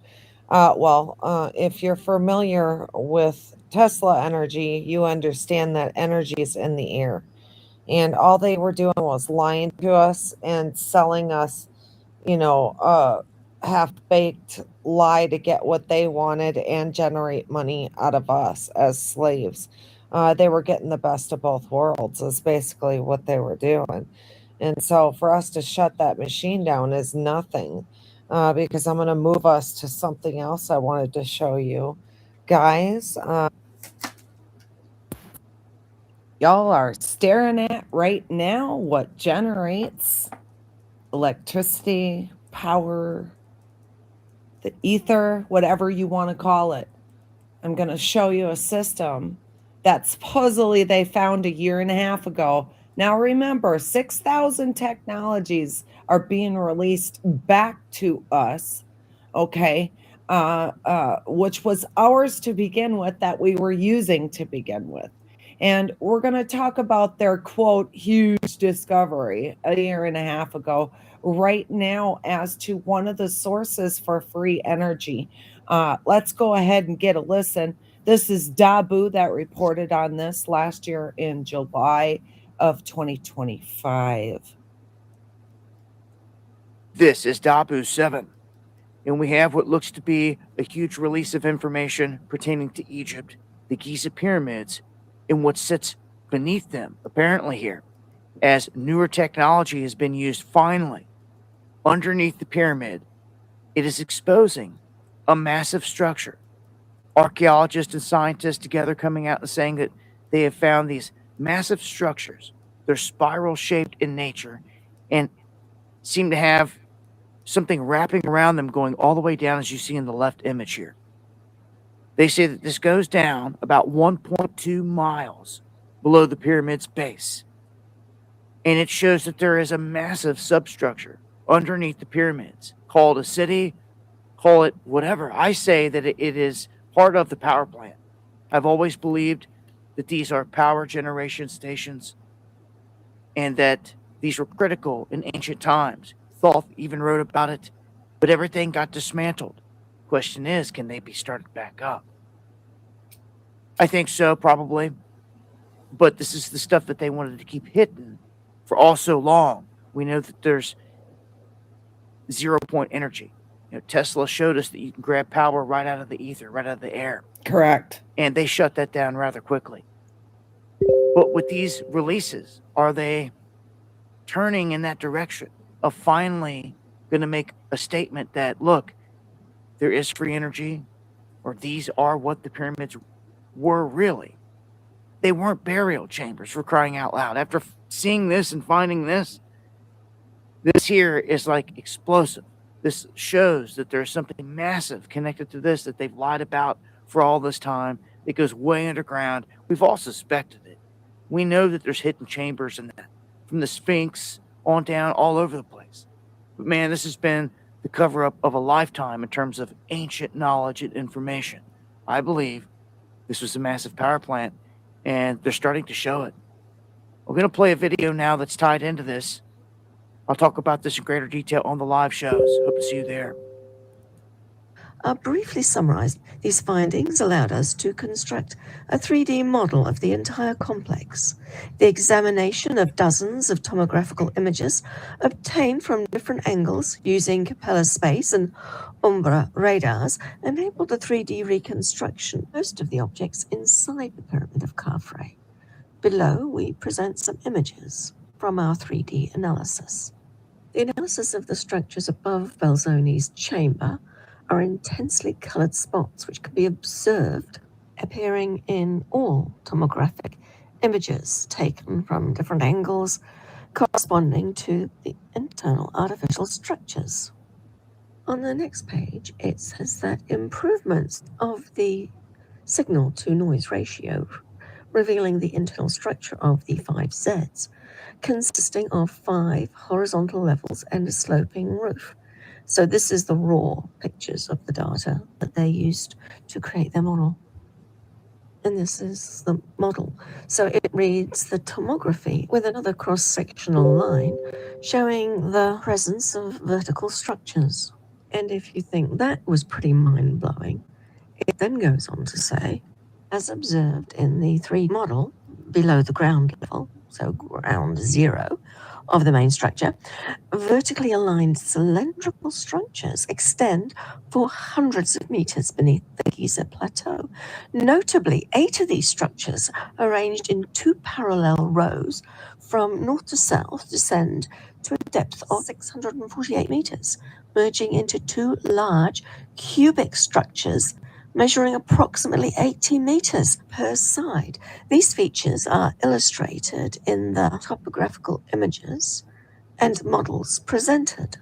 The paper then adds to that with some even more interesting detail, which is that the 8 cylindrical structures that have been identified in the tomographical image appear as vertical wells, which are hollow inside and surrounded by descending spiral pathways. It then goes on to describe the third. Those descending spiral pathways, that's the Tesla coil, which is copper.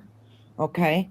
Now, as far as I'm concerned, this is a way of collecting what's already in the air and making it. So I'm going to say, in my judgment, that what they were trying to do was harvest the energy through this in order to control energy, to begin to charge people for it, to control where it goes. Because the energy is all around us, all around in the earth. So I'm going to guess these were the beginning stages of them stealing that energy, lying to the people about it, and then, giving it out as need be to the people, in my opinion. Okay, everybody's got their own opinion on it, and definitely use your own discernment. God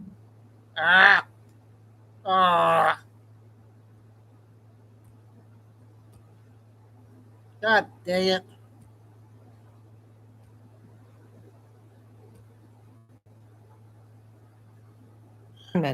But this is giving you an idea physically what is around us when you touch the air, when you reach out.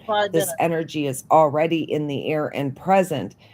They were just rerouting it through lines. You'll see telephone poles, energy poles. They're all going to come down. We don't need them anymore. And Lord knows they are an eyesore. And they knew that. And that's why they made them so ugly. Anything they could do to torture us, to make our lives miserable, to hate on us, to make us like our lives just a little bit less, even if it was a stupid pole sticking out of the ground, holding a black line. The idea was, do not make them the humans any more comfortable than they could possibly be, because that means our frequency goes up, which means it's killing them. They cannot live at the frequency that is our favorite frequency to be at. They cannot survive. They can't breathe. They can't nothing. They have to have low frequency at all times. These scumbucket, man-made creatures that drink our blood and eat our flesh and hate us all at the same time. Third step, which is a lot of the analysis they've done based on all this data that they've collected. So they say the next phase involved analyzing the tomographic data to determine the full extent of the underground structures beneath the Giza Plateau. The tomographic images clearly reveal that the structures exist beneath the plateau, extending below the pyramids of Khafre, Khufu, and Menkaure, for approximately 2 kilometers below ground. So mind-blowing as all that is, there's still more to come. And this is just a little bit of the information that they have shared with us so far. So we can look forward to a lot more to come out fairly soon. And I will keep you posted. In the meantime, this is a look at some of the models and some of the data. Stop it right there so you guys can get a look at it here while we're talking. Like I was saying, I do believe that they were basically doing the same thing that our current cabal was doing. They were harvesting the energy, lying to the people about it, and then charging for it, basically, is what I believe these structures are, because the earth naturally has its own frequency, its own power, its own ability to generate, right in the air. And so now you can see why it's so important that we get rid of Hoover Dam. It's kind of like those round balls the kids used to get at Spencer's in the mall, and you put your hand on it, and it would start attracting the pink electricity in it to the hand. That's kind of like what they're doing, per se, with situations like this, which would be identical to what's happening with the dam, the Hoover Dam. The Hoover Dam is guilty of so many bad things. It was involved, it was a puzzle piece that removed and shut off and inactive and lights down. With it removed, it absolutely changes the frequency by leaps and bounds on this planet. In fact, it would almost bring us into a territory of dangerous for what's left of any of the cabal. Anything that is not human, anything that is not earthly, is given it a good chance to die just with us removing the Hoover Dam. And allowing everything to take its natural behavioral course, like so. I had to get a little chuckle out of the heading of this article here that's saying climate change is responsible for the markets making on America's largest reservoir. Do you see through time how they lied to us through things, and they just come out and say things that aren't true. They make it happen behind the scenes. We're doing it behind the scenes, and then they're claiming that it's due to climate change.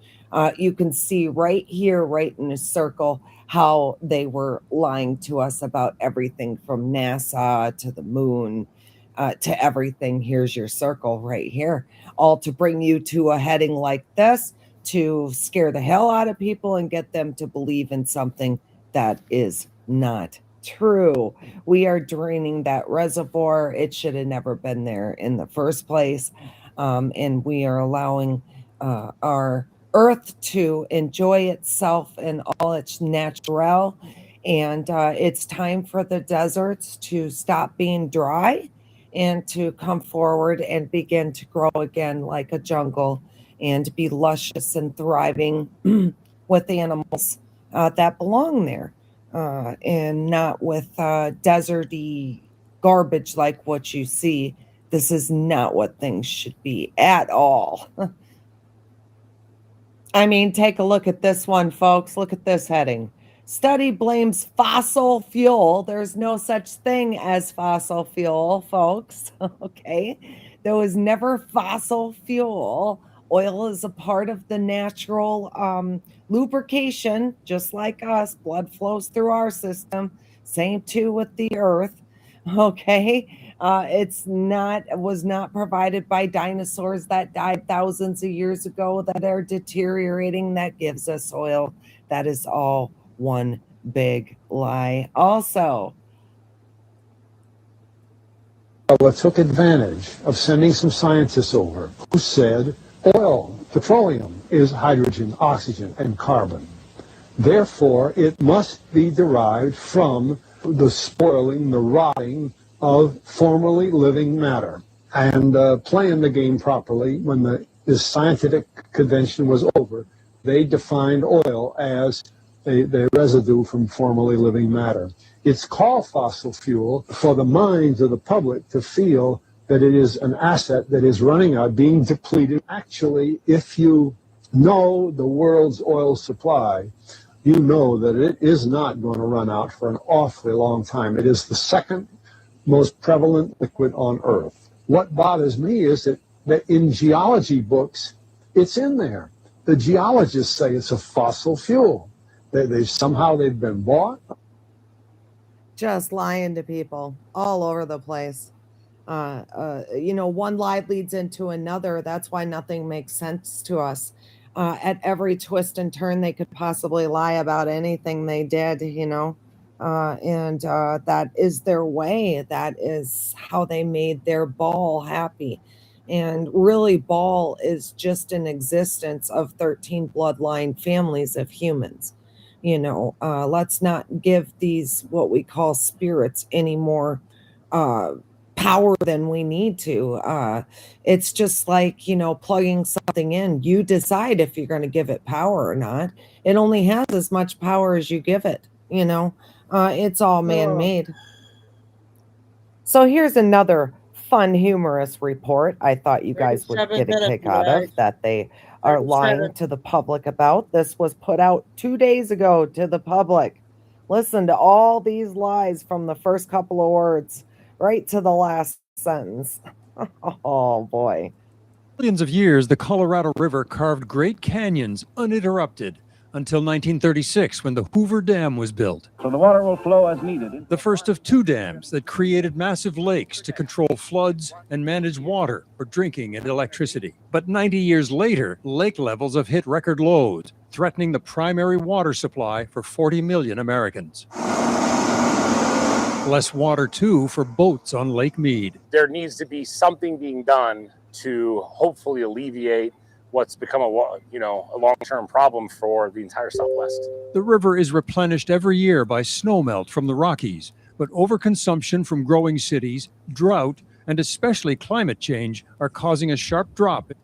Especially climate change, guys. Especially that, right? And here we are behind the scenes, shutting the machines down and stuff. They just can't tell the truth no matter what. They're going to try and carry on with the lie and blame it on climate change. There is no such thing as climate change, folks. Everything is our doing. Everything. The river's output. In the 50 to 100 year perspective, then a warming planet is the problem. Wow. Full stop. NASA images show how Lake Mead is shrinking over time. The 2 dams holding back Lake Mead and Lake Powell help regulate water from a river 2,300 kilometers long that serves 7 states. Lake Powell at Glen Canyon Dam was about 174 meters deep when full 40 years ago, but water levels have fallen. And since 2016, in just 10 years, the depth has dropped 25 meters to 119 meters. That's just 9 meters above what's needed to power the turbines for electricity to some 5 million people. Experts say hydropower from the Hoover Dam will be affected if levels drop not even 2 meters. And then hydropower production begins to be compromised. Unable to agree amongst themselves, the states now face water restrictions from Washington that states downstream feel are unfair. California and other lower basin states have cut Colorado use by nearly 20% since 2015. Upper basin states have gone in the opposite direction. In the last year alone, they've increased their use over the same period. Political, economic, and legal battles are likely to intensify as a once abundant and shared resource becomes increasingly scarce across the American Southwest. Eric Sorensen, Global News, Toronto. Global News, you are total liars. They just can't tell the truth for nothing, can they, folks? They're going to try and carry on with the lie, and you can see the shift. The 3D is going to carry on with their lie, and the people will follow that lie as the 5D are split off with the truth. And that's really where we're at right now, is basically, which way are you going to pick? And it's up to you to decide. Do you want to continue with the lies, or do you want to go ahead and move forward and understanding what our Earth is really all about? Its reign of horror and terror and low frequency is over. As soon as we drop it another 5 feet, it should go ahead destroy the machines mechanically inside of there, and we can go ahead and check that one off of the satanic list and call her done. And let's jump over to our Dumbs and Underground map here, and we're going to take a little look-see at the Hoover Dam and what's going on in Vegas. It looks like we have a couple of dams that were blown up. It's hard to see, but it's right in here. Let me back her back out again so I can get a view of that. There is to there. There we go. I found it. Just to the north of Lake Mead.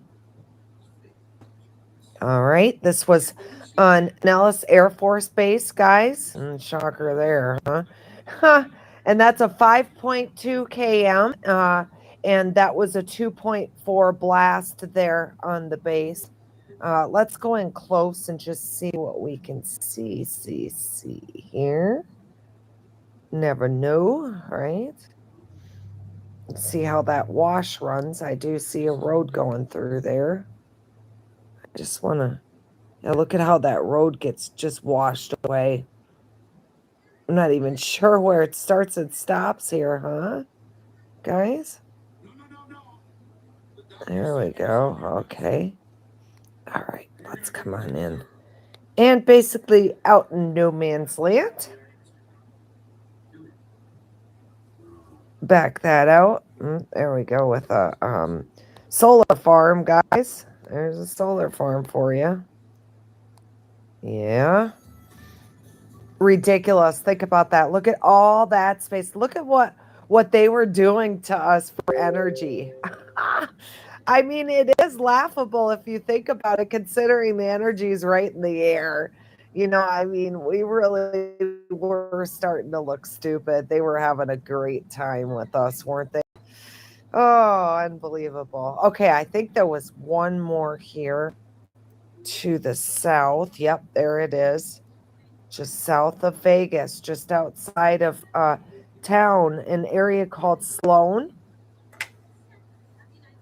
18 hours ago, this was a 6.0 km depth with a 2.4 block. Again, let's go ahead and go in close and see what we can see. Okay. Outside of Northern Highlands. I just want to peek at this Northern. Oh, Northern Highlands is a golf course. I was going to say, what's up with all the green? Of course, right next door to the rich people, right? Where the rich people are. Make sure those dumbs are nice and available. Okay. Let's go ahead and drop in on it on the right next to the highway. There we go. Highway 15. Add that up and that equals 6. Yeah, they have their numbers all over the place, don't they? Everywhere. You know, when you're trying to make something real that's fake, my apologies for the television in the background, folks. When you're trying to make something real that's fake, you push as hard as you can to make it as real as you can. You get as simple as naming highways, Highway 15 and Route 66. And, you've got to try and convince people. And with all of the symbolism all around the world, you would think it would be obvious that it's a lie and it's man-made, all of it, with all the symbolism. You cram it down somebody's throat and you can make it real, right? You say it enough times, you can make it real.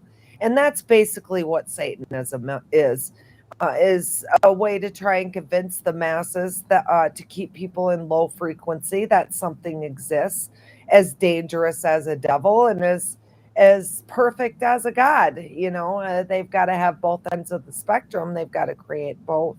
That's the way it goes when you're trying to convince people of a lie. It's funny because sometimes if you look at it just right, it kind of resembles a swastika in a way, sort of way. Yeah, so we can expect and anticipate this area to go bye-bye and to change.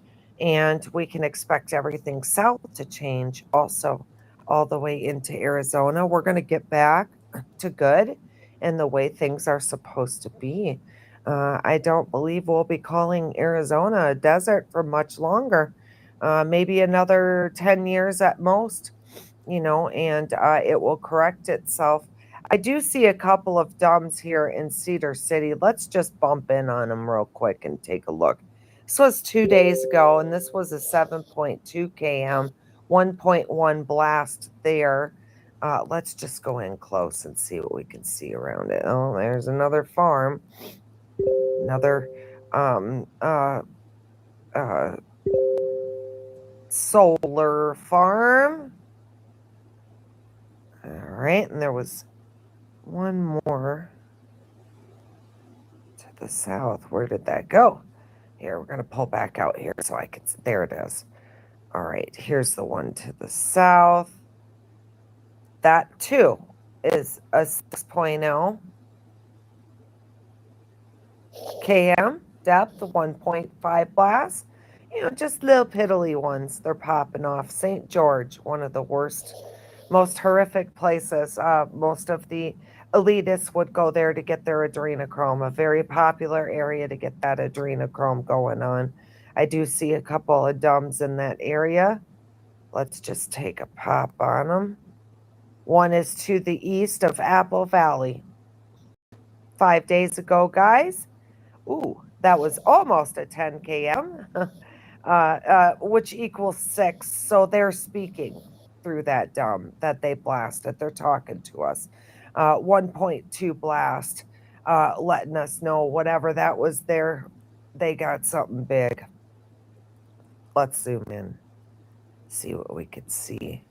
Shanesburg is the closest town I see to this. All right. Yep, there we go. Out in the middle of no man's land, sitting right in the middle of the desert.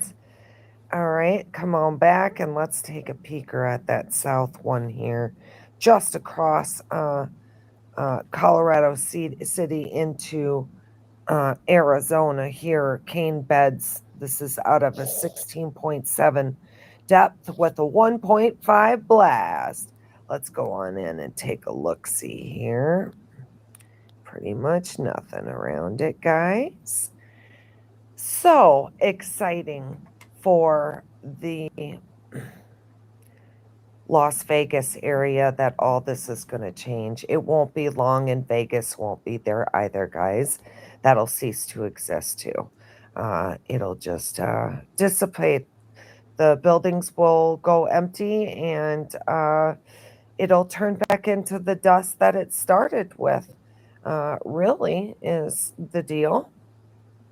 All right, folks, we're leaving Las Vegas and we are headed to Nepal. Let's go talk about what in the world is going on over there. I'll tell you, listening to the news reports, they really wanted to make sure nobody understood what happened over here. All right, and I'm going to show you a couple of the reports. I think the biggest thing now, since we're all awake, is to be taking a look at the false reports versus the ones that are real, you know. And boy, are they filling the heads of people. This morning over here, they called, China called for a flood watch because they're afraid it's going to happen again. Now, listen, guys, if I'm just a little girl out in Arizona that can see exactly what's going on in less than 30 seconds, I'm pretty sure places like CNN and stuff already know what is truly going on. We hit a dumb. Not only did we hit a dumb, but we hit a dumb that was right at the surface. We knew what it was going to do, but it had to be done, okay? And for whatever reason, they're deciding to go ahead and act like they don't know what caused it. Huh? Get a load of this, guys. What was behind the deadly flash flooding in Nepal? Scientists are pointing to a glacier collapse as a key cause. Glaciers are slowly moving frozen rivers of ice. They're common in mountainous areas, like here in the Himalayas. This glacier lies to the north of Langtang Lirung, a peak more than 7,000 meters above sea level. On Wednesday, we can see in satellite images that a large chunk of the glacier suddenly broke off and swept a torrent of ice and rock quickly downhill. We still don't know what triggered the glacier to collapse, but some scientists say a massive landslide could have taken part of the glacier with it. This mass of ice and rock crushed down the steep mountainous slopes towards the valley's river. It would have picked up extra debris along the way, and this huge volume of material could have generated a sudden surge in river levels. So why did this happen now? It's not yet clear, but the region has been warm in recent days. They're just lying to people. Now they're going to blame it on climate change. Or draw a direct link with climate change. But See, rising temperatures can destabilize mountain slopes and glaciers, increasing the risk of avalanches and flooding like this. All right. I got to shut it off. All right, guys, let's move over here so we can see what's going on. And just so we know, that's the BBC that's pushing on climate change, that all the glaciers are melting, okay, when really, very simple. We had a dam go off. There it is, okay?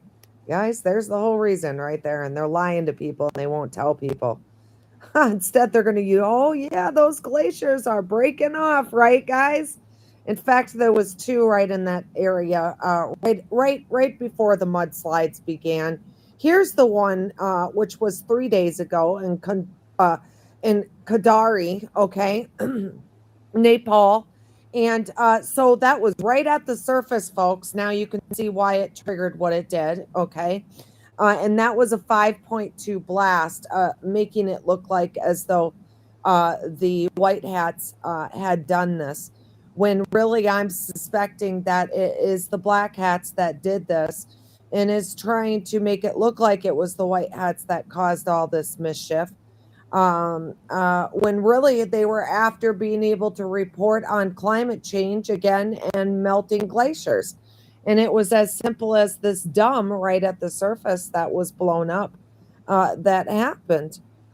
They just, you know, you can pick the lies out now, and you could clearly see how much they are liars. So there's where it struck, okay, which caused, remember, right on the line, which we have the South Dome too that went off, and then it traveled through the mountains, okay, and came on down. All right, guys, down into here, this area all in here. Okay, guys, up in here. Here's the border. All right, there's the border, and here's the wash he was talking about. Okay, so clearly you can see we hit a dam. The dam went off, okay, and again, here's the second dam we hit, which was right at the surface, and that was a 4.2 blast. So this was a 6er. And this was a 7er. So I have a feeling we had a little war going on up here. And I have a feeling one saved the other. I have a feeling we would have had a lot more dead people had it not been for that second dam. So I really do believe there's more to the story up there in Nepal. I think we had a battle go on. In my opinion, these two dams needed to be struck. And we had a little battle going on, and I think one saved the other is what happened here, in my opinion. I just wanted to show you guys a couple of reports that they're coming out with. I chose this report because, one, I want to point out to you the way the people are behaving. And when you hear these three talk, okay, and they're standing there in front of the ruins, okay, I want you to watch how they behave. They behave like actors. And look at how clean they all are, okay? We're talking mud. If you've ever been in a muddy area, you're muddy. I don't care what's going on. You're muddy. But just take a look at this. It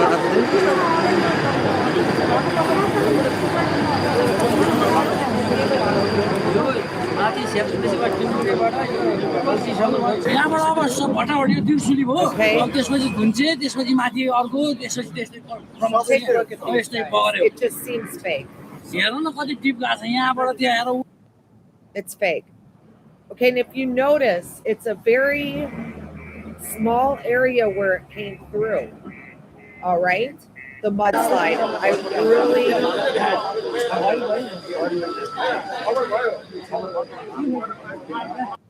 In my opinion, I really do not believe it was as bad as they're making it out to be, and there is as many deaths as there are.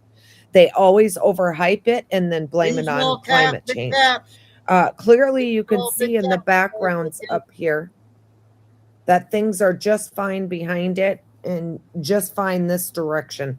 If you caught it when I played it, it's a small area where the mudslides came through, and it definitely was bad mudslides. I'm not disagreeing, but what I'm saying here is that I think they overhyped it because you hear them blaming it on climate change. Okay, and when it comes to climate change, we know who's geared towards that.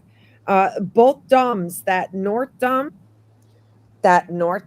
up here and that south dam, both of them are indicators with their 6 and 7. Okay, that something took place up here. Like I said, that was either a battle between the two, or simply put, was two dams where there was really bad, stuff going on, and it was time for them to be taken out. Because if you take a look just to the south, over by Mount Everest, we're going to head over there now. Okay, let me pull out so our dumps will pop. There we go. There's our dumps popping down to the south. Okay, here's Mount Everest, guys. Okay, and we had a pretty good one go off right here to the north. There was more up. This was 3 days ago. Take a look at that, guys. There you go. Some news to celebrate. We had ourselves a 10 km near Everest. That's wonderful. I can just about imagine the kinds of parties that were going on around this area and what the deep state was doing with children and adrenochrome up here in the mountains. I'm sure it was pretty bad. This is considered Tibet and also Kathmandu, Nepal. All right, guys, let's go in closer for a view so we can see where that dome went off. There you go, getting in close. There's where that dome went off. Okay, let's just back it out, and we're going to come on down. I just want to show you how close it was to Everest. There it is. So Mount Everest is right over here, guys. Okay, and here was our explosion that went off, our 10 km. Yay! Slamma jamma. That took care of business up there in Mount Everest. A very busy area with the deep staters. Here's another one just to the south of Mount Everest. This was yesterday, and that was another 10 km, 3.2 blast. We took out some 10 kms up here in the mountains, and I don't think the deep state was too happy with it, guys. What do you think?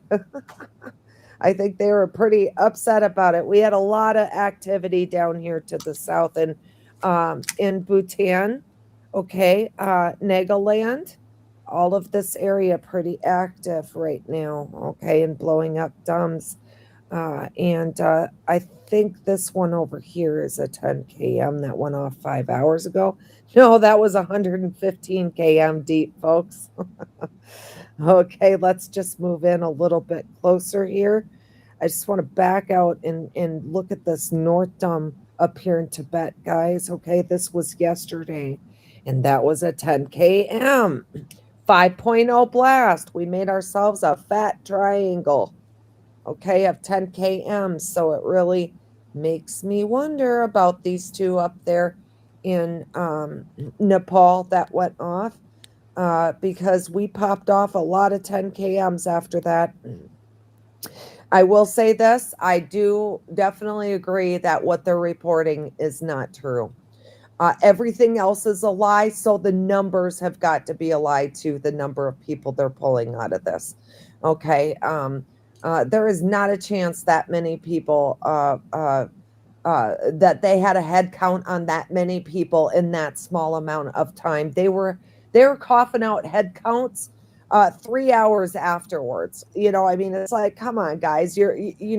If you want to at least hide the lie, don't make it so damn obvious what you're doing, right, guys? I mean, really? And I always do. I'm pointing out that this is all in a national park area. And then we have our water right there. There's water that's pretty close to that dam. The Pikachu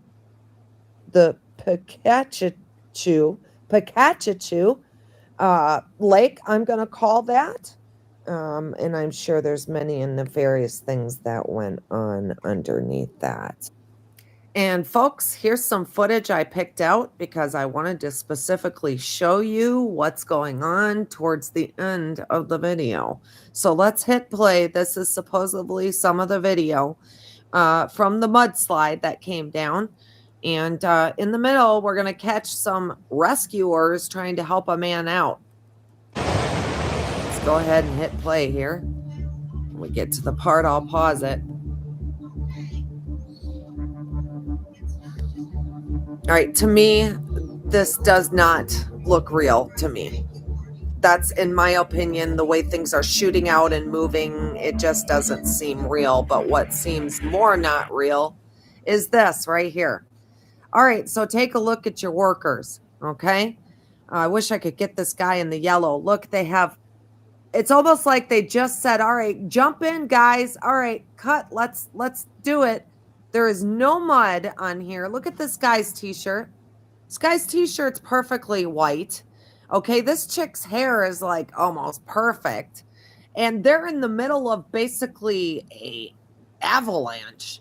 I'm going to hit play here and we're going to run it a little bit so you can see for yourself. Take a look at that. Look at how clean they are. Okay. We'll let it run again. Listen, I don't doubt that these things happened. I definitely don't doubt it. But I will say one thing. I think that they are overhyping it and using it as an excuse to say climate change is happening right now in Nepal and there we go. I'll pause it. Take a look at how clean these people are. Okay. I mean, come on, really? They just came through all of that, across all of that, and look at how clean they are. I mean, this guy doesn't even have a stitch of mud on his helmet. Okay. This guy's got a clean shirt there. Okay. I mean, this all too much looks really fake to me. And one of the biggest things I want to say is if you notice, they're putting Lake Mead in with Nepal. Look, you guys, we had 2 climate change things happen. See, we're all going to die from climate change. Guys, they're so full of it. And it's so obvious at this point that they can't hide it anymore. They're just getting busted left and right, being full of shit on just about everything that the mainstream media says is a lie. They might as well be off in Pinocchio's playhouse on their own saying fake news over here with a blinking light. Fake news, fake news, fake news. Right? And here is the exact point where that dam was blown up. The 2 dams were blown up. This is the exact point.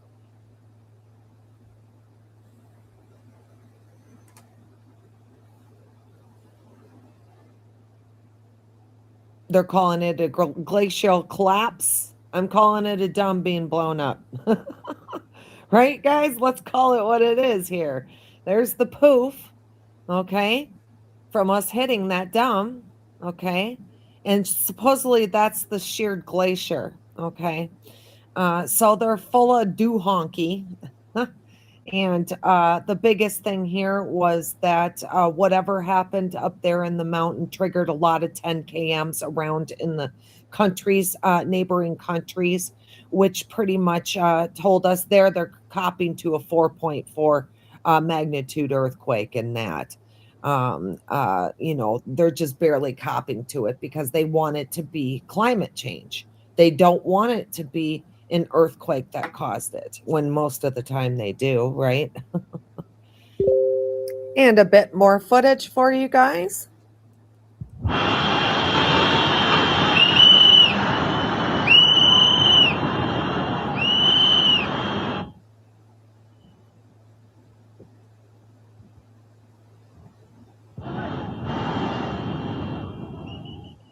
Busted right through that dam, huh?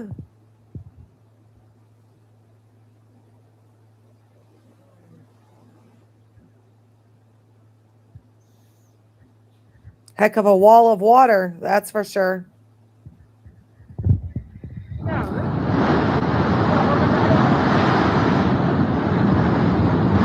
Unreal. The power.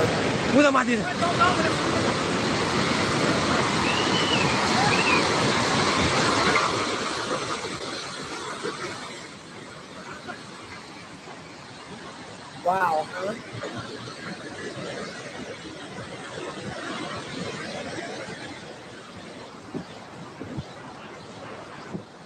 Coming up as high as they are. They're running.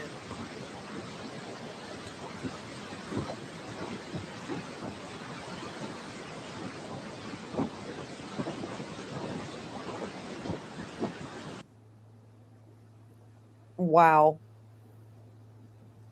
As for the people of Nepal that may have lost their lives or had loved ones that they lost in this mudslide, our condolences to all of you. Just taking a moment of silence for those that were a part of this mudslide that happened due to 2 dams that went off in Nepal. We honor all of you, and our thoughts are with you, and our prayers are with you. All right, guys, I'm going to take you over to Myanmar. Let's go ahead over here to Myanmar. I want to show you guys something that took place on the what we call the main drag. Guys, okay. 5 minutes. And we had twinsies go off, and they were just to the north just to the north of Medea. Here's Medea right here, in what's called Letpanchania, if I have that right. All right, guys, there's our twinsies. Let's take a look. See, this was 3 days ago. Take a look at this. Yoo-hoo! 10 km slamma-jamma, 4.3 blast. We love that.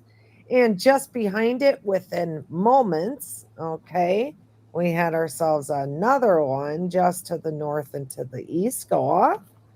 And that went off, and that was a 10 km. And that was a 4.0 blast. Twinsies of 10 kms. We love that. We love seeing that because we know that means peace. And that region sure does deserve peace. They've been at civil war with the deep state cabal now for over 10 years, a long time. They've been fighting for that word, Myanmar versus Burma. Okay, Burma is the deep state in what they called the area when it was stolen, and Myanmar is the name of the free people, the new name, and it will remain that way for sure in the Myanmar area. And one more promising, positive thing on the way out the door. This week, we have been working really hard on Operation Statewide Shield. There it is right there. And we picked up 163 missing children we located, guys, this week. There's the breakdown in the numbers. Miami was 41. Jacksonville, 32. Orlando, 21 children. Fort Myers, 12 children. Pensacola, 8 children. And Tallahassee, 3 children. Yeah. Okay, that's how we get her done. Save those children. That's what this war is all about. I wanted to be able to show you guys that. We also recovered the bastards that did this to our children and picked them up too. So we'll be definitely making sure they see a nice fat cell, all right?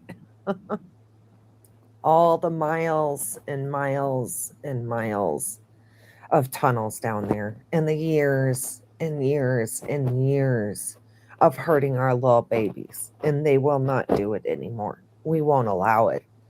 Those 32,000 miles is going to turn into a bunch of rubble and be handed back to our earth, and our children handed back to us safely and peacefully to grow up in a nation, in a world that is protected and allows you to be free and feel not scared to be out after dark, and not scared that if you turn your back on your child for 1 second in a mall, that they're going to be gone forever and it'll be the worst mistake that haunts you the rest of your life. Okay, those days are over. We are not going to live like that anymore.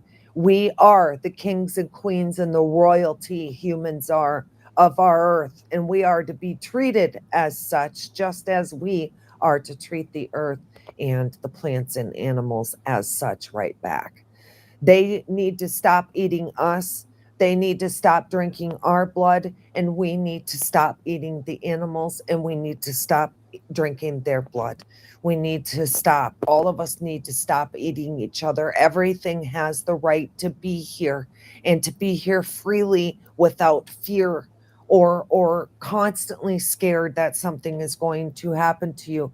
Note the animals. They're scared to death of us, folks. All of them are scared. Their first reaction is to run. We are predators of them, just as the Satanists are predators of us. We need to stop eating the animals, guys. And we're making a huge push this year to get everybody to begin to learn to eat right. We were not supposed to be eating flesh, guys. Humans were not supposed to be eating flesh. Animals were not supposed to be eating animals. Wait until you find out what was really supposed to be going on. We are going to find the peace, and we're going to find the peace for everyone and everything. And until we have peace for everyone and everything, we will not stop fighting ever. Not for a second. I hope you guys enjoyed this report today. And if you have any questions, please feel free to. Wow. I don't know what that was going to be about today, you guys. I just told her, I just saw that News Force lady was on an hour and a half. I don't even know what she was going to play.